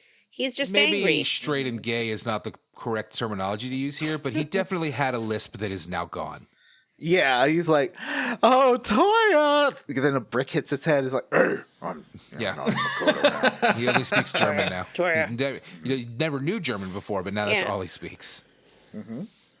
He has a big X scar on his chest, which I assume is from where the ice fell on him, and it's X for Well, sax it- because he's still a To sax give man. Johnny's theory some credence, again, I guess it's only been a couple of days, and that's a real quick turnaround time for a scar to heal. That's true. I guess if it's been a couple days, it might not be Makoto, but I am sticking with my this is Makoto Yeah, theory. no, I agree with you. It also, I do Atsuma like- never seems to look at him or interact with him, and then later was like, "Wait, who was that guy?" As if he didn't even see him, and that I think that is because if he had just turned his head, he would be like, "Oh shit, Makoto's here." There's at one point, so Says that something wall about the that there was something about that guy who and stuff like that. Oh yeah, and Yeah. yes, the guy seems familiar. there, when that wall goes up between Karen and Rygar and Atsuma, there's a really good fade out where if you watch closely, Karen's trying to kick the wall and then she hurts her foot. It's just a cute little bit of animation. But We she- looked at we talked about their costumes and stuff, obviously, but I got to say, and I know that it's dated and that's got a lot to do with it. I think all of these character models are hideous, and I don't just mean the costumes. Like, they look like monsters to me, all of them. I think Atsuma's like a little character model when there's dialogue has like the weird porcelain doll quality to it. Like his face, it's really smooth and weird. it's that early HD games where everyone, like the Dead or Alive 4, where everyone was Yeah. super shiny. Yeah. It's like they just started getting these graphical effects and didn't quite master them yet. Yeah. I did put a picture of Mystery Man in the Ooh, chat. let's see Mystery Man. Oh, is that Johnny He- Cage? It's Johnny Cage. He has sunglasses on. He has long blonde Same hair. color scheme as Makoto, by the way. Yeah, well, White, no, yellow. it doesn't have the blue. It Yeah. doesn't have the blue. Still, pretty But similar. yeah, I think you might be right. I think this is Makoto. He does have that Makoto look, just a cooler Makoto. Yeah. I mean, and the faces aren't all that distinct in this game, but he does have the same face. Mhm. Like eyebrows, mouth, nose. Yeah. But he's wearing sunglasses, so it's very hard to tell. You know, Vanessa, are you It's hard implying to tell. if I was working at the Daily Planet, I would be the last one to know that Clark Kent is Superman? 100%. Like, even after he's like, no, I'm Superman, I'd be like, oh, what a kidder Clark. Well, I'm just, I am delighted, Johnny, by your ability to suspend disbelief when these video games give you mystery characters, and I'm very happy that you did not clock that this guy is Makoto. I thought about it. I did. I would say the thought came up.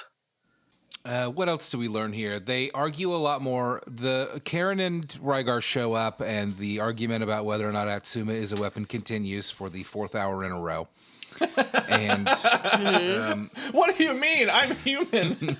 Yeah. I take everything and then literally. Professor Ko decides to fight you because he's like, I'm going to take your arm off because all I need is your arm. We get a cutscene first that relates back to the cutscene at the beginning of this chunker, or rather the end of the last chunker, when Atsuma, looking all berserk mode with a giant spiky half Breathing heavily. arm. Yeah, was he breathing heavily? Arm. He was, again, breathing heavily in Berserker 4. Yeah, he was. We get a cutscene. Professor Ko's like, oh, Karen hates you because you hurt her. And this somehow sparks Atsuma's memory of Professor Ko showing him off to the London military as like a weapon that he's going to sell, I guess. And Atsuma going berserk and blowing up a bunch of robots, and then seeing Karen there and attacking her and almost killing her. But in the cutscene we see here, holding back and not killing her. Was it her arm, his arm talking to him there, saying like, kill them all, kill them all? I don't know, because I think it's Professor Ko's voice actor that's saying that, but I could be wrong. He doesn't sound as gay as Professor Ko, though. Is Atsuma a golem?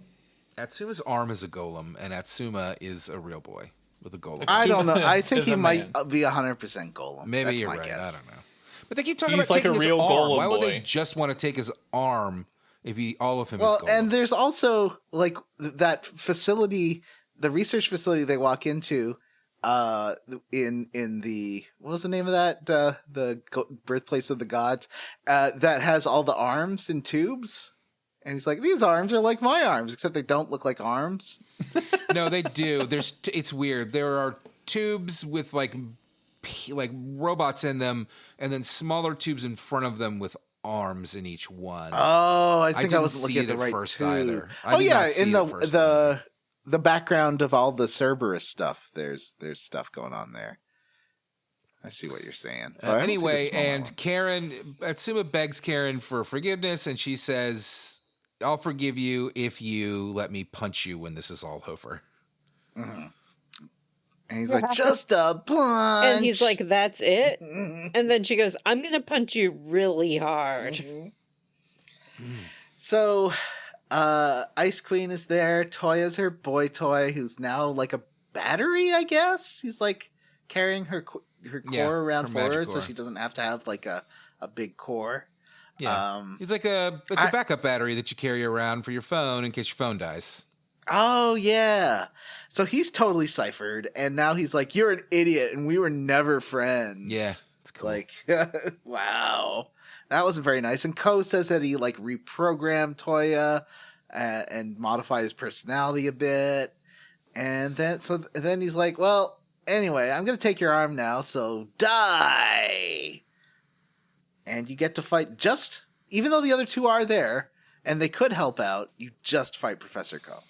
Yeah, he keeps calling in Golem back up, and that shit's annoying. And if he calls 3 of them, then he does a really powerful attack, which sucks. I did die pretty quick the first time, but the second time I got off. You can get one of his EX shots off right away, like the new EX he learned after killing Cerberus. And that takes over half of Professor Ko's health down right away. Yeah. So you can do that in the first turn, and then you can build up EX meter and do it again. Or I just he was weak to one of them. Was it the ice move? Oh, actually, he did take a lot of damage from. I equipped a poison mist move on Karen that did a lot of damage to him, so that was useful. Yeah, Atsuma has gotten a new EX finisher here that does a ton of damage, particularly if you buff him up with the Sasquatch first. But I wasted it on the first turn and never got up enough EX to bring it back. Use it again. I was about to, but I just won the fight anyways. Yeah, so, same. You know, yeah. So Professor Ko's defeated, but he laughs and tells the Ice Queen to handle his business. And she laughs and stabs him right through the tummy with a giant icicle. It takes him a long time to die, although when he does finally die, it's very sudden. Yeah. Yeah. But first he has a long conversation about like, what? I was the bait the whole time, but I'm the smartest person and I can't believe this is happening to me. Oh my god, Tsuma, do you see what's happening here? I thought that I was the special guy, but it turns out I'm not the special guy. What am I gonna do now? Gosh. We also learned here in this 7-hour cutscene that Professor Ko is the one that plotted to release the Ice Queen, wanted her to destroy the town. He wants to, it doesn't matter he's dead, but he wants to create a new society of magic users, and he needs the devil golems to do it. And then Yeah, he wants to bring back magic, which is separate from Enchanting, yeah. golems, from what I can tell. yes. Is that how he turned the dog into a maybe, golem? Is that what magic maybe. does? I don't know, because nobody can Magic do turns you into a robot? Is it like the magic in Halloween 3? Yeah. No, it's like in Superman 3 when that lady who looked like my third grade teacher got it crushed into the machine and like they put wires on its face and it was really scary. It's really scary. I also found that really scary. She wasn't my third grade teacher at the time. I was in like grade 1 or 2 when I saw that. And I was so scared of her because I thought she turned into a robot. I was a little kid. Anyway, so he thinks that he's like in charge here with this devil golem lady, but he's wrong. She stabs him and flies away with Atsuma. She just wanted to, or not Atsuma, Toya. She just wanted to learn more about Atsuma. She's fascinated by him and his golem arm. So she used Professor Ko as bait to get another look at him. And then Professor Ko dies after they have a little bit more talk about whether or not Atsuma's a weapon. Who knows? Who can say? He's not a weapon, he's a human. Say that whinier, and you'll sound just like Atsuma. He's not a weapon, he's a human. I'm a human. God damn. And then our mystery man, Makoto, shows back up and tells us that the Fire Golem King, or whatever the fuck he's called, is next. And then we head back to London town. I feel like I was confused. You head back to London town. You end up in the bar. When you get to London City, you get a quick cutscene talking about just using a shortcut through the palace to get to the bar. And Makoto, Atsuma's like, how can we be in here? Why is this okay? And they're just like, don't worry about it. And then you're just back in the bar. Like, why did we even have that cutscene? Well, no, they're saying they have to use I think that's the next place you need to go to is the palace. But it tells you to go they talk about how you go. Maybe I'm wrong. I thought they were talking about we're going to use a cutscene through the palace to get to the bar, and then when you can finally save again, you're in the bar. Okay, well, I guess it doesn't matter. That's it for this chunker of Enchanted Arms. It was terrible. Johnny, would you like to have a Golem corner this week?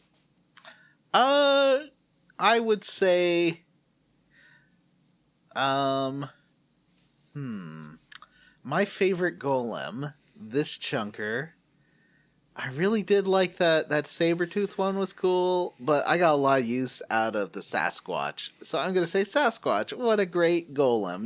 Big and cute and silly looking. Looks like a plastic toy. What about you, Matt? Do you have a favorite golem this chunker? I was going to say the same thing. Although really that Alexandrius one is the one I used the most because it had a big area of effect attack and a big cool poison attack. But yeah, once I got that Sasquatch, that fucking power up ability really makes your boys hit really hard. Was there any you two? Were there any golems you really liked this chunker? Pizza Golem. That's true. You do get to recruit Pizza Golem, this junker. All right, next. I think I've made it pretty clear that Pizza Golem is the only golem I care about, and the only golem I I will hope ever that you care can, about. like, There is like a angel type golem that does light damage, which I guess is technically stronger and prettier and better. and that would be good against but the it's ones not you Pizza fought in Golem. the university because they were all darkness. Yeah, whatever. You know what else is good? Pizza. What about those Pizza. fucking mermaid golems that drain your health so much that they fully heal themselves, and you have to. Oh, yeah. You have to. I did have one, but I Kill was in fighting one so many turn. water enemies, I never equipped it. I was like, oh, this seems like a bad one to choose for this junker. Next time on Square Roots, fight the Efreet. Whoa. I assume that's Yeah. the fire golem king. I don't know. Sounds like, It's just if we're going by Final Fantasy rules. defeat Efreet, I think, is a better rhyming thing. Mm-hmm. That's So true. let's talk about what we are squarely against. I'm gonna make Jim go first. I'm just gonna be honest with you guys. I haven't played the chunker yet. What? Yeah. Oh, Vanessa. Sorry, I just didn't make it. You know what? I'm be honest. I didn't make it a priority this week. I don't have a good excuse. You're having a rough week, buddy. I'm totally fine with that. How okay. was the rest of Doom? I guess we'll find out about that in a moment. Yeah. Okay, but you can still be squarely against something. Squarely against listening to us talk about this fucking game. Roundly 4 mystery, man. I wonder who it could be. I hope they reveal it. John, what are you squarely against? I'm also roundly for Mystery Man, although he traded his saxophone, which if it is Makoto, which I'm not 100% sure on because this guy seems pretty straight. If he traded his saxophone for those ninja stars he threw, it's a bit of a downgrade. Matt, what about you? Oh, vitality points. VP. Sucks. Shit. Hate it. Also, Well- super long dungeon. All of the dialogue, the voice acting, the characters, the golems. What the does general TB design, stand level for? design. Sorry? What does TB stand for? Tuberculosis. Oh, okay. That's what you're using to buy stuff with. Okay. What about you, Vanessa? I'm roundly for Pizza Golem. I'm roundly for his round head. I'm roundly for his round pizza eyes. I'm roundly for his toasty pizza body. Pizza Golem. Can I also I be do like the squarely noises against he Vanessa makes. ignoring Jim's honesty? Jim exposed himself to us, to the listeners. I And don't like Vanessa, that. who did the same fucking thing. Wow. Way to out, Vanessa. The same. I don't think that I did the same thing as Jim. I think that I watched hours of footage of this game. Every cutscene, every line, every little golem, every fight. So I could show up engaged, informed, and ready to talk about this game. And I also did play some of the chunker up until shortly after getting Pizza That's right. Golem, and then I realized I'd achieved my goals. That's all you All wanted right. from this. Guys, this game. if Vanessa wants to cower behind the facade that is being put up when she pretends to play the game the entire episode, we should let her do it.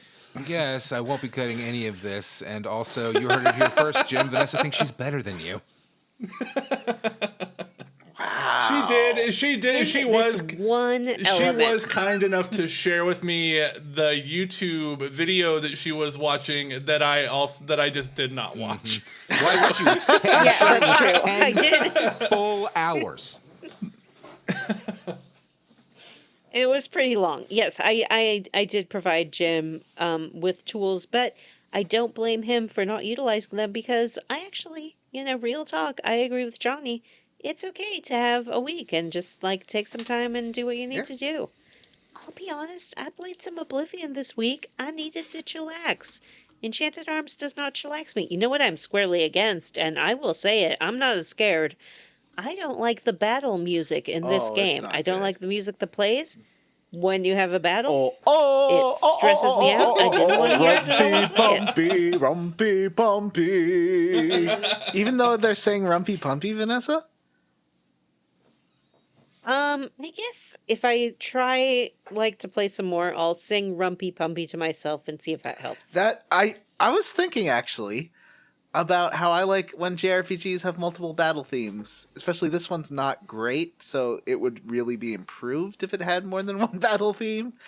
Like I love in Nier Automata, each zone has its own music, and then like when you have to do this kind of battle-y hacking mini game, it has a chiptune version of the music, and it sounds really good. Oh, Nier Automata is so good. I can't wait till we play this for the show. That'll kill the show. If we want to really end Square Roots forever, all you have to do is make Matt play Nier Automata. Yeah, no, I mean, Enchanted Arms may do it. Hey, before we dive into the level up segment, why don't we talk about our fucking sweet streams that we do? You know? Ooh, what are you playing right now, Matt? You just started a new game. I just started a new game last week. It was a game time decision for old Matthew. I did not know what I was going to play until the last second, and I chose Secret of Evermore. Whoa, the Squaresoft America ripoff of Secret of Mana with no multiplayer. Can it be a ripoff if it's by the same company? I was going to ask that same question. The Secret of Mana knockoff by the American version of Squaresoft. So anyway, I started playing Secret of Evermore last night, or rather last week when this episode comes out. And hey, guess what? It's actually pretty fun, and we had a good time. And you can go to YouTube right now and search up the Square Roots podcast and go watch Jim, Johnny, and I as I play Secret of Evermore. And Jim and Johnny make fun of me for being bad at video games. He's very bad at figuring out where the dog is sniffing, because to be fair, you have to be like facing a very specific pixel in order to pick up what the dog's sniffing. Mm-hmm. Not super great at remembering to save either. No, pretty bad at that. Pretty bad at boss fights. So I did finally beat the boss, and it was very satisfying to get that last hit off because I was one hit away from death. Yeah, that was a good beat. I enjoyed that a lot. I had a really good time with it. I'm glad I chose it. It's fun. It's different. It's a little annoying, but that's okay because I'm not sitting there reading the dialogue. You know, like this is more of a conversational stream and less of like a let's play style stream. Anyway, we'll pick that up again this week on YouTube and probably for a few more weeks. It's not a super long game. Should only take a few episodes, I hope. And I did do a little grinding before we started recording, actually, because I was getting my ass handed to me last week. So I leveled up my main character, who is named Jorkin, Aaron Jorkin. He loves to walk and talk, walk and jork, and leveled up the weapons and stuff. So maybe next week will be a little easier. And yeah, come check that out. We just finished playing Snatcher, Hideo Kojima's second game. Johnny played through that for us, and before that, I believe was Jim playing Kingdom Hearts. Is that right? Or was there something in between? Kingdom Hearts 2, rather. I don't know. I played I think I went from Chrono Trigger to Kingdom Hearts. Anyway, and if you enjoy this show and that type of stuff, you can also go check out Johnny's solo channel, Bears in Games. Neo! Now, I recorded... I almost finished Driver Parallel Lines on PlayStation 2 this weekend as I was editing. That's it. See, it's really good to play those open world drivey shooty crime games while you're editing because they don't require that. They're just like a thing you can do as you're editing. They don't require a lot of concentration. Yeah, I'm hoping that I can do that with Enchanted Arms this weekend when I edit. I did some Star Control. I've captured all the footage for my Star Control video, so that's good. Awesome. And I got a copy in the mail of Masters of Terras Kazi for my very important, not niche at all video that I'm going to do on why pigmen are so hot in video games, because that has a playable... It's the only game I know of with a playable Gamorrean guard. So I now own a copy of Masters of Terras Kazi. I actually got one for my birthday 1 year, but someone stole my copy. I lent it to someone and they never gave it back, so I had to get a second copy of Masters of Terras Kazi. Not a great game. I don't know if you've played the Star Wars fighting game. It's like Soul Calibur, but Star Wars. Not great.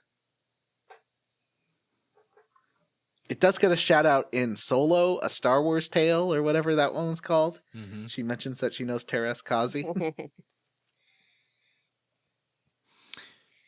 Oh, poor Solo. It tried its best. I cheered out loud when that happened. Donald Glover as Lando was fantastic. Yeah, it was all right. That's true. He was great. It had Alan Tudyk, right? Or was that Rebel FM? No, Rebel 1. Rebel FM. Rogue One. Yeah, you know what I'm No, talking the robot about. had a female voice actor, I think. Oh, that's right. Okay. Anywho, I do think Alan Tudyk was the robot in Rogue One, he though. comes back in Andor. We have a Patreon, Spoilers. right? Or we can level up. Well, we got to level up first. Oh, okay. Well, Vanessa should and Jim should because they are the ones who have a hard out. That's true. But you know what? We have enough time. I think we're going to make it through the whole show. I guess I'm talking, so I'll go first. I have been watching a YouTuber. Ooh. Mr. That's Beast? right. I'm gonna. It's Mr. Beast. No, this guy's name is Ed Pratt, and he is best known for his previous series where he unicycled around the world. He did like 1,200 hours unicycling. Sounds exhausting already. Across Europe and Asia and the United States. Oh, what's this? Oh, I has... see you're looking at my unicycle. This is how I get around. I don't own a car. I've got a unicycle. Yeah. This is actually really hard to do. But, You know, it probably doesn't look like it. I make it look really easy, but it's actually really hard. My core is so strong because I use my unicycle. Yeah, that's how I get the strong cores from all the unicycling I do. I air up the tire every day. Is that what this stream is like, Vanessa? No. What he has done this time is he has traveled from the source of the Thames to the ocean without ever leaving the river, except to rest and things like that, which sounds, pretty boring until you remember that the Thames starts as like a spring and is basically like a dry trickle of water. So his first 4 days, he had to wade essentially through swampy water and through villages and climb through drainage tunnels and things like that in order to get to a point where he could even start to kayak on his tiny little boat. And then he kayaks, it takes him about 2 weeks to kayak all the way down the river past Oxford and little villages and through London, which was extremely harrowing, and then out to where the Thames becomes the ocean. I thought it was a really great series. It was very interesting. It was great to see. He started it not really advertising it a lot, but started doing TikToks, and they just like took off for whatever demographic lives on the river. So every day that he kept going, more people would know what he was doing and started offering, I have a room you can stay at when you get to this point. So he goes to different places and meets different people and stays in interesting rooms along the river. It was really cool. I enjoyed it a lot. Does he talk about his unicycle a lot with these people? He doesn't really talk about his unicycle that much. I'm sorry. He does, I guess the point of the little kayak, and kayak is being generous for what he was in. It was like a, I don't know, maybe 5 foot long plastic thing that he kind of sits on top of it over the water rather than in traditional kayak style. Interior. It doesn't have an interior. No, it's he just paddled. He didn't have an engine at any point. He just has a little paddle. So now he has amazing arms to match his amazing unicycle core, I guess is the idea. And I don't know what he'll do next, but I assume that his goal is just like become the world's strongest man with the tightest everything. One thing I From find all his interesting amazing about old exercise. European cities is whenever they dredge something like the Thames, and they find like, oh, here's some pieces of armor, or here's like an old Viking Hey. dagger, and Here's a bunch of Yeah, Roman coins and things I like want to that. go and dredge up old European rivers because they're fascinating. I mean, I thought this was really interesting. If you're at all interested in like travel or Hipsters. estuaries, mostly if you're interested in estuaries, like I thought it was really amazing to see how this tiny little spring becomes this huge waterway with cargo carrier ships and everything. Like at one point he has to climb. Does he climb through drainage pipes and stuff, or does he go over them? Yep. Oh wow! Nope, he never goes over. Oh, no. He never, that was his rule. And at one point he's in one where there's like maybe 2 inches of clearance between like God. where he's in the water and his face, and he's like on his back trying to pull himself through this tunnel. That sounds like upsetting. a fucking nightmare. It's very scary at some points. Okay, Yeah, I might. What's this guy it's called? very- What's his name?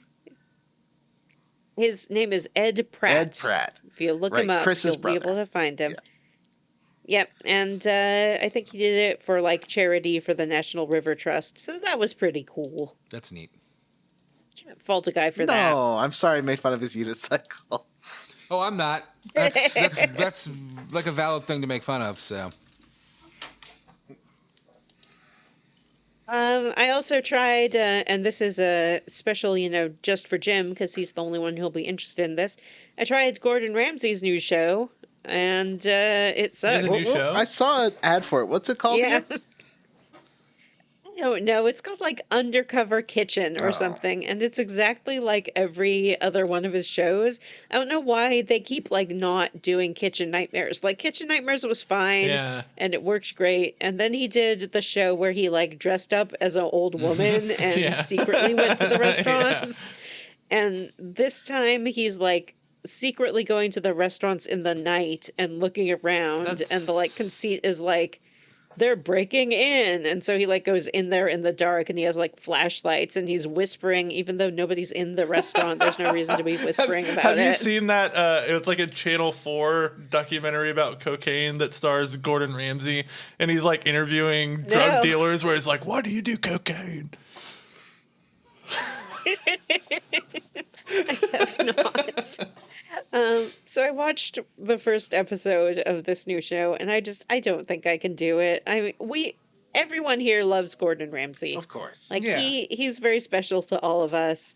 But stop with the gimmicks. You don't need it. I know. don't need you in a van, like sitting outside the restaurant being like, we're doing like secret footage of the rest. Just go to the restaurant, fix their menu, clean it Eat up. some food. That's all you have to say do. It sucks. Call someone a fucking donkey. Then Yeah. cook some good food, and then everybody's happy. That's it. I want him to Yep, use his yep, dirtometer dual on more makeover. mats. That I think is his favorite thing. Yeah, he uses his dirtometer. He did. He used his dirtometer. He like found like the meat slicer and used his germifier on it. And he's like, this meat slicer has more germs on it than a toilet. And, flips out about everything. And he had like a rat cam, and he saw a rat because he was in Washington, D.C. It's full of rats. That's not a political joke. It genuinely is. So, boo. boo. And also, he kept talking about his new line of Oh, pots yeah. and pans, which I think is the only reason he did Oh, this is show. that Is the it those, like, hexa? The The hexagon? hex-clad ones. Yeah, I've heard they're really Yeah, good. he's like, and I've redone your restaurant. I've given you a whole new line of my pans that you can buy. That's actually generally seen as one of the best brand partnerships with a celebrity ever. Because that company think grew he's, like 1,000 times bigger when they partnered with Gordon Ramsay. Really? I mean, I'm sure they're good pans, and I think he is a good chef, what I really want from Gordon Ramsay at this point is just a cooking show. Yeah. I just want to see him cook, you know? It's like he's never actually cooking. And I love seeing him cook. I learned to cook a lot of things from watching his little YouTube videos of like how to cook scallops or how Yeah. to cook a steak in cast iron and There's stuff. a really So famous one just where cook he something. makes a grilled cheese, and it's really obvious that one, it's burned, and it's really obvious that he knows it's burned, but like it's towards the end of the video, and he's like, "Yep, that's a grilled cheese," and then it just kind of ends. I mean, I like a little bit burnt on a grilled cheese. I'm not going to complain about that. Yeah, this was pretty dark. Oh, okay. So I'm afraid that I just cannot recommend this new show because I'm tired of the artifice of it. And I know I'm probably being hypocritical because I watched Next Level Chef and that show is Oh, that entirely show is artifice and I love it. But that's about how I leveled up. I can't think of anything else I've done in the past 2 weeks because I missed the last level up. I must have watched a movie or something, but I don't remember it, so it can't have been that good. Matt. Hey, I thought Jim was going to go next. Oh, I'll go next. Okay, Jim. I played Doom the Dark Ages. Holy and that was shit. super fun. It's played- probably my favorite of those new Doom games. I played a couple I'm hours being of honest. it, and I thought it was pretty fucking rad as well. Yeah, you get such cool weapons in the game, and it's paced really well. It does. It expands the kind of Doom universe to start including more cosmic horror stuff, which is super neat. It's cool. I will say, yeah. having just like turned it on, not having finished Eternal or Doom 2016, though I imagine that doesn't matter as much. The fact that you are now in a medieval alien planet, but it's only like a little medieval because they do have fucking radios and guns and drop ships, but then everybody's Yeah. a peasant that lives in a hut. It's a little fucking weird. They weird. ride dragons and I don't mind Yeah, some it's- dragons, like, you know, but the setting was very strange. yeah, it's a really cool. I like the little like universe that they built. I think it's really neat. What do you think of it compared to Eternal and 2016? Like specifically the gameplay. For me, it's better. Like, I did okay in Doom 2016 and thought it was fun. Doom Eternal was just, like, too fast for me. Like, there was too much jumping Yeah, and swinging same. and sprinting, and it just got really, disorienting for me. This was, like, perfect for me. Like, it was fast enough to where, like, I never felt like I was...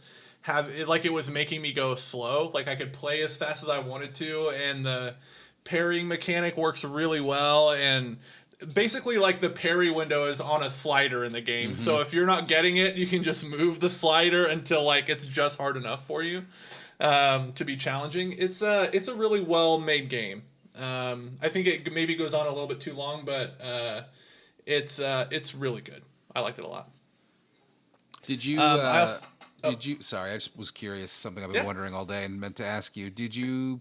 Night Rain came out today, right? Or yesterday? Yesterday, I think. And you've already played no, I 100 kinda hours, I don't. assume. I don't want to play. I don't really want to do like a live service Oh, really? thing. It's getting really good reviews. Yeah. And I just like I don't like Elden Ring that much. So yeah. I also went and saw the movie Friendship, the new Tim Robinson movie, which is really good.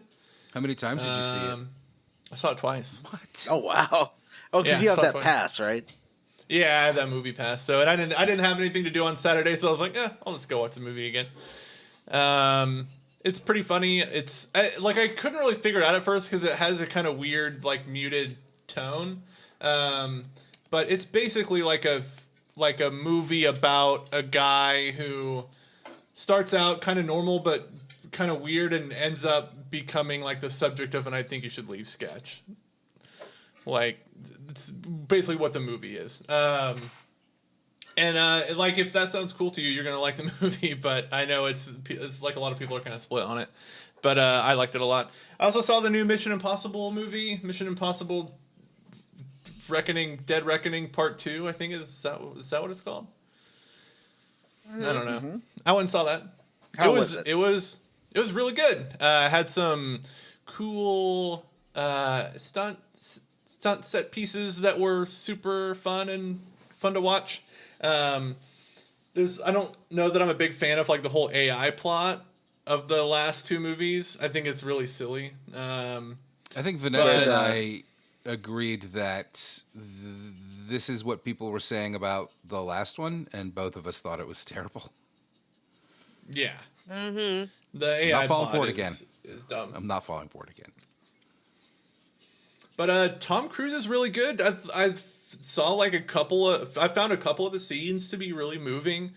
Especially if you've seen all these movies, like to say there's some really nice send-offs for some of the characters, but the way they they kind of do this thing where they're trying to tie all the movies together, and it's really dumb. You don't have to do that. You don't have to in the last movie make all the movies connect to one another. That's really not what Mission Impossible is about. Every fucking character, every actor. They bring back a lot, and they reference a lot of characters that you probably don't even remember. Yeah, no. There's a lot of that going on, but yeah, it was a really fun movie to watch. Like it's cool to just sit down and watch, like just be blasted by an action movie in a theater. Did Max come back from the first one? I liked her. No, but they do bring back, like, you know when he does the stunt in the first one and he leaves his knife on the countertop, the like nerdlinger who walks in and finds his knife, that guy's, I guess it's kind of a spoiler, is a major character in the movie. Wow. Do they have a scene where like it has all of the women who have been in All it the and they brown-haired line girls? up so you can see how identical no, because like they all half look of to them each are other? dead now. So. Yeah. I know. Well, because you can't have a new woman unless you kill off the old woman first. Yeah. Did They Alias did die that- in the third one? It was They Jennifer did Garner, that right? they did that in this new Mission Impossible, but it's with the black team member. Like they had to kill off one of them before they put the new one fully in the team. I was like, why can't they have more than one black person on the team? But yeah, but pretty fun movie. Johnny, how did you level up? Well, have you ever heard, and I think this might be a thing Vanessa's heard of, the Alexander technique?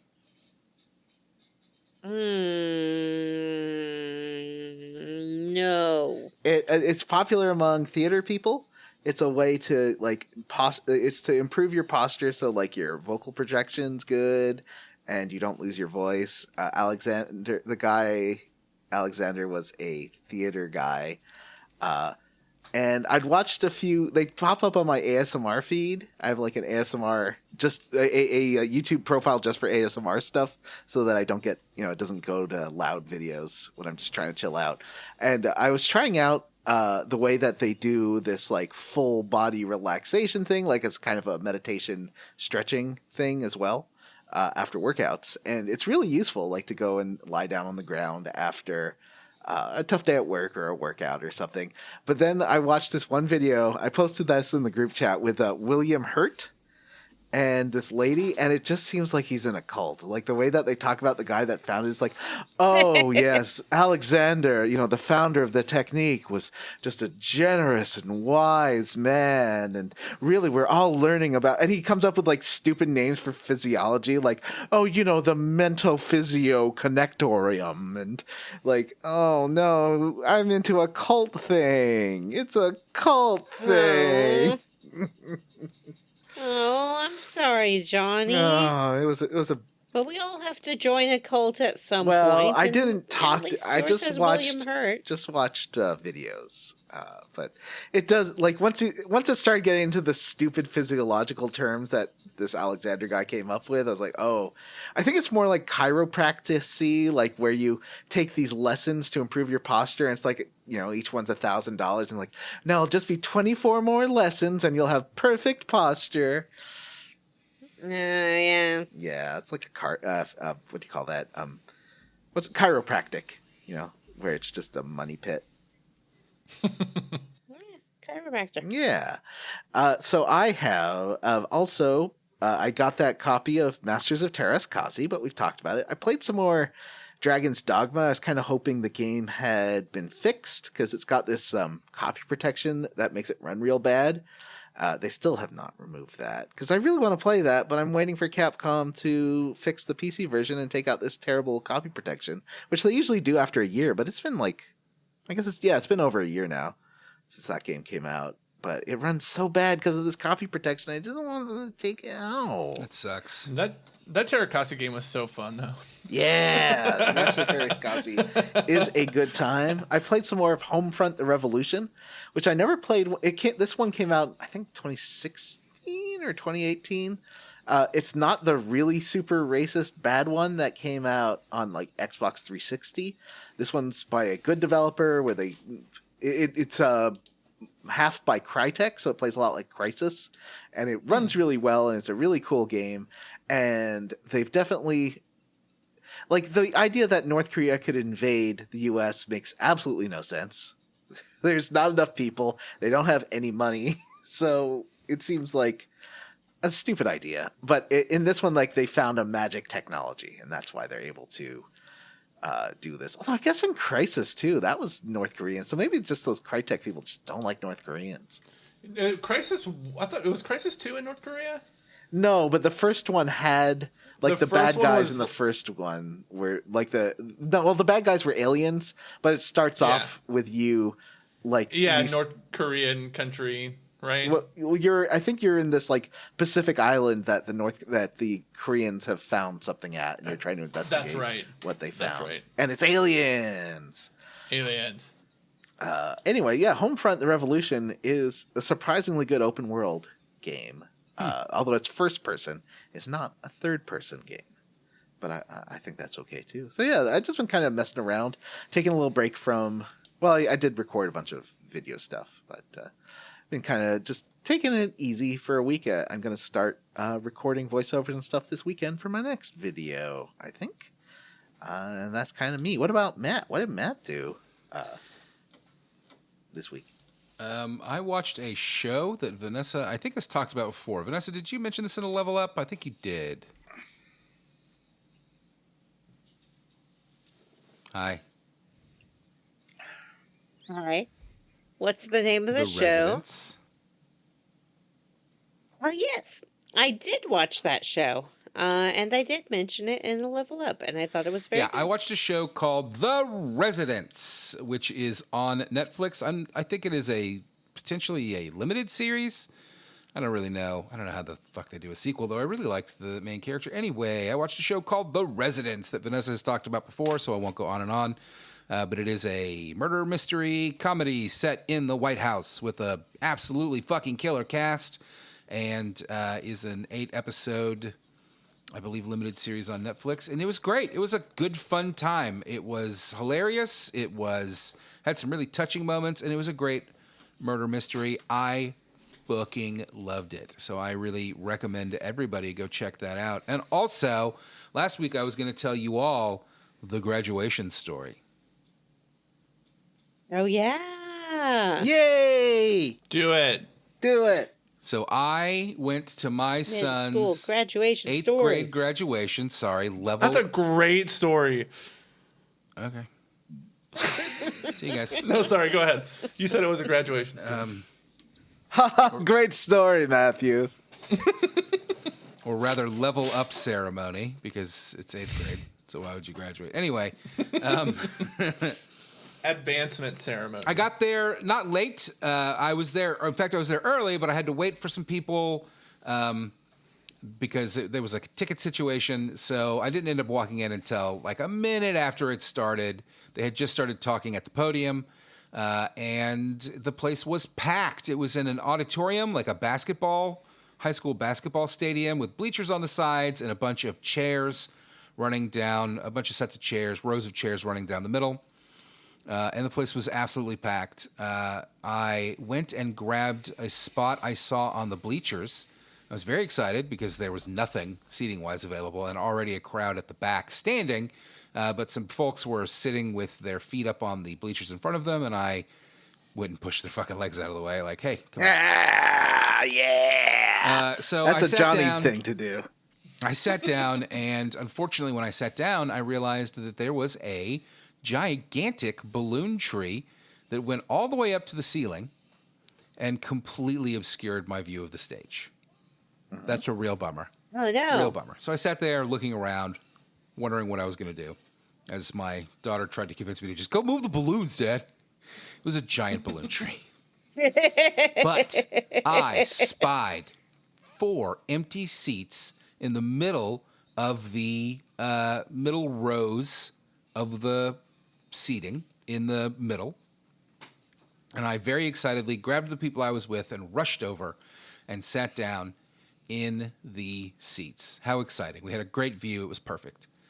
And it was, I'd say, they got on to the before they do the actual, each kid comes up and gets their certificate. They're doing the awards. They're doing the this and that. There was a ton of that.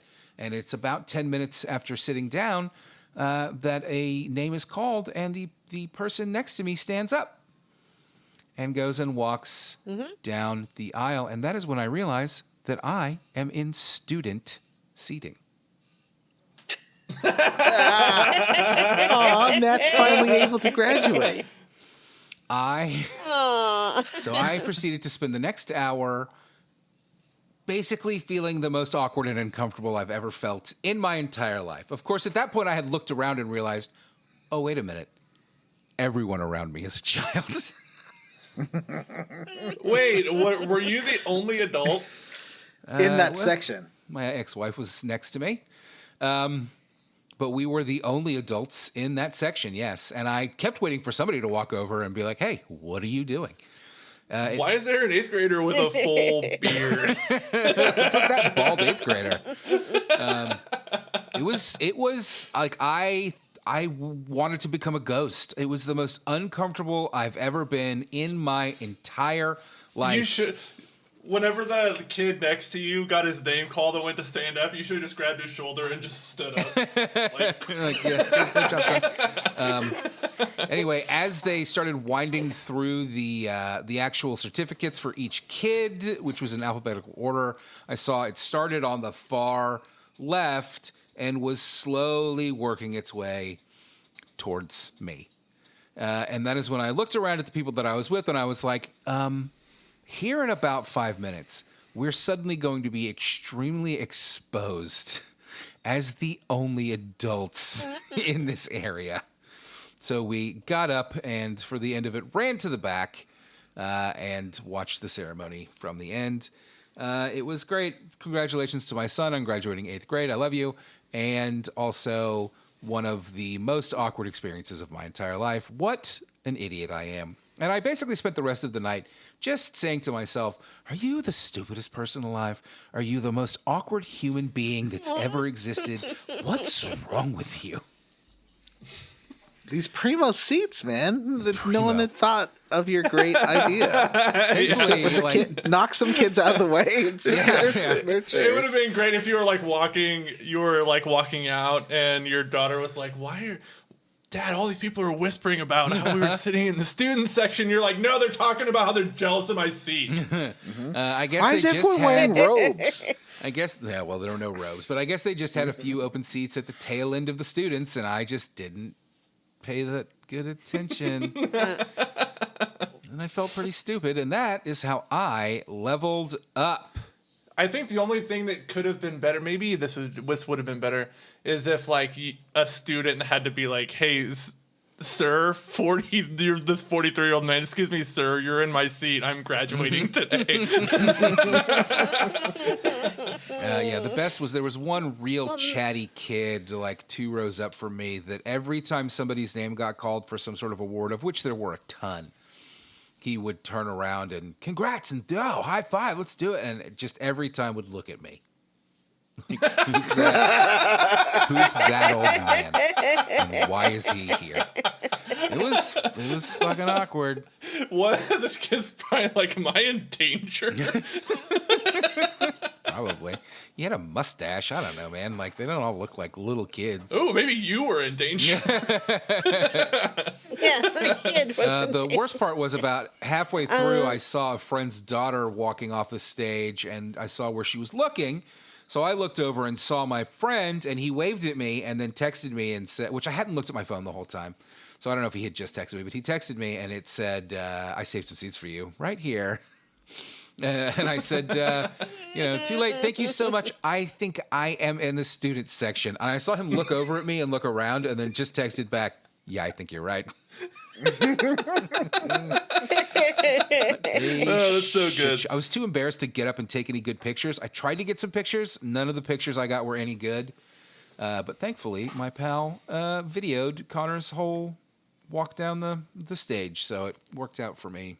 Oh, that's great. The end. Well, Matt, I think you're very brave for sharing your story. This will sound like made up, but last night I was thinking about how I am definitely the most awkward person to ever exist, and I cannot remember why. Like, I don't remember what memory triggered that, but I was just like cleaning up the kitchen or whatever, and I was like, oh my God, I can't believe how awkward I am. Like, everybody thinks I'm the most awkward person they know. That's true, though, for you, so. Yeah. I think if there's one person it is true for, it's Vanessa. Yeah. Someone in the world has to be the most awkward person in the world. His name is Nathan it's Fielder. me. Oh, yeah, that's true. That's the thing they don't tell you. If you can pass the Rubicon of awkwardness, you can monetize that and have a pretty good career. Yeah. He must be able to turn it off sometimes and, like, make deals with Hollywood executives, you know? Whereas I feel like I cannot interact with human beings ever at all. Sometimes I wonder if, I love staying inside and playing video games, but I'm like, maybe a little bit more socialization would benefit me. Like, just a few more real world experiences. But then I remember the real world and I'm like, Yeah, who no, wants that? thank you. Yuck. All right, well, we need to head out, but before we do, we have a Patreon, and Jim's going to talk about it. Yep, at patreon.com/squarerootspodcast. That's where you can give us a little bit of money and have access to all of our non-mainstream bonus content. This is where all the hardcore stuff is. Hey, what'd we do for May, Jim? We did a watch-along commentary of the movie GoldenEye 007. GoldenEye! It was a good movie. It was your very first James Bond very first movie. Bonder. It was good. I mean, not great, but it was good. That lady killed I was people with wondering her if you thighs. sought out more Bond movies to watch. I since actually then. almost turned on Casino Royale last night, but it was like but I thought I might fall asleep during it, and I was gonna have to pay like $3.50 to rent it, and I was like, I'll just do it another time. They all pop up. But- The whole series, One to watch with Amanda too. the whole series pops up on something, Prime or one of the. I think it's Prime. I think it's Paramount maybe in every. Oh, yeah, I want maybe. to say November. So it's if you really. Yeah. I do think it's worth checking out like one Connery and one what's his face, the second guy, just for the fuck of it, just to see. More. Yeah. But not A View to a Yeah, Kill. watch Do not listen to Johnny. That one is a Goldfinger. shit show. It is awful. Oh, Jim. Watch Goldfinger. Watch Moonraker. Yeah, yeah. Watch On Her Majesty's Secret Service. Watch A View to a No. Kill. And watch Casino Royale. And Moonraker you're and A done. View to a Kill are the same guy. That's both Roger Moore. Yeah, they're great. If you get a little intoxicated or have like a friend to watch a bad movie with, those two are fantastic. Yes to Moonraker, Okay. no Sounds fun. to A View to a Kill, which spends 1 hour just talking about horses Yeah. and is obsessed with a weird butterfly dance and Grace Yeah, Jones in what feels really problematic. In what feels like Yes. a really problematic role. It's a pretty problematic role, yeah. And then has the most boring ending A View fight to a Kill scene. was Timothy Dalton. No, it wasn't. No, it's not.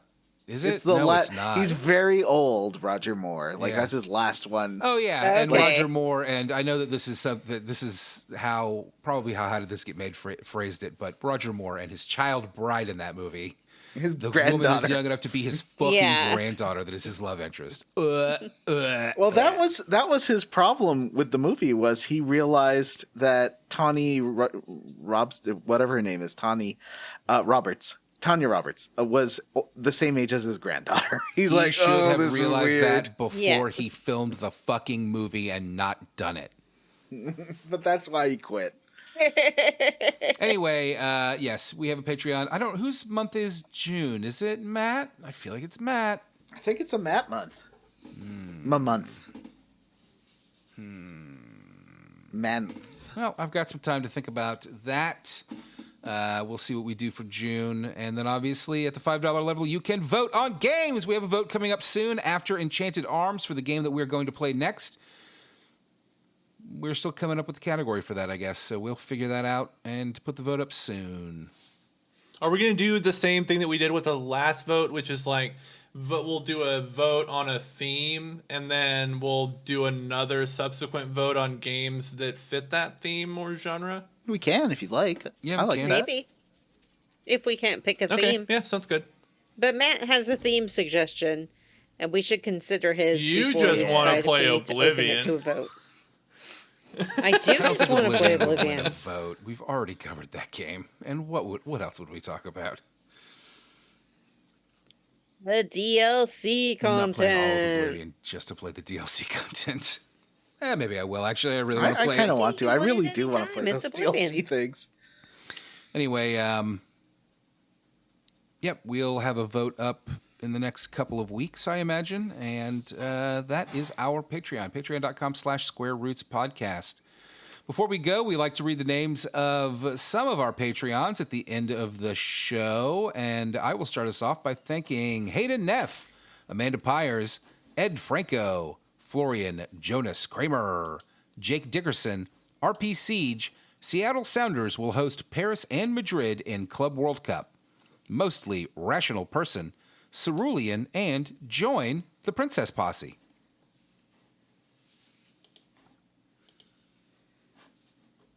I'd like to thank I'd Garrett. like to thank. Oh, I told myself I wasn't going to do that. I No, you do thought it. for sure I would get it. Okay. You get it. Yours. All right. Garrett of Thivia, The Filcher, Butts on Parade, a dyslexic JRPG hero killed my dog, Cameron Shoei, Jason Timms, Mike, powered by AI, Lex Averial, Julie, Tracy, and Huxley Iguana. I'd like to thank Wishbone is gay, Josh Rose. Vanessa's mom is human and not a weapon, Samu Mitchell. She's both. Stephen Paget, Angel, Doom Train, Hat Ben, the Ben with a Hat, Butcher Pete's Sharp Salami, and Amanda Douglas. And I'd like to thank Keesby Knight, David Shook, friend of DeSoto, Aaron O'Toole, William Westgard, Brian Hassel, Andy Best, Cyril the Wolf, Josh Holt, David Arnold, and Daniel Wood.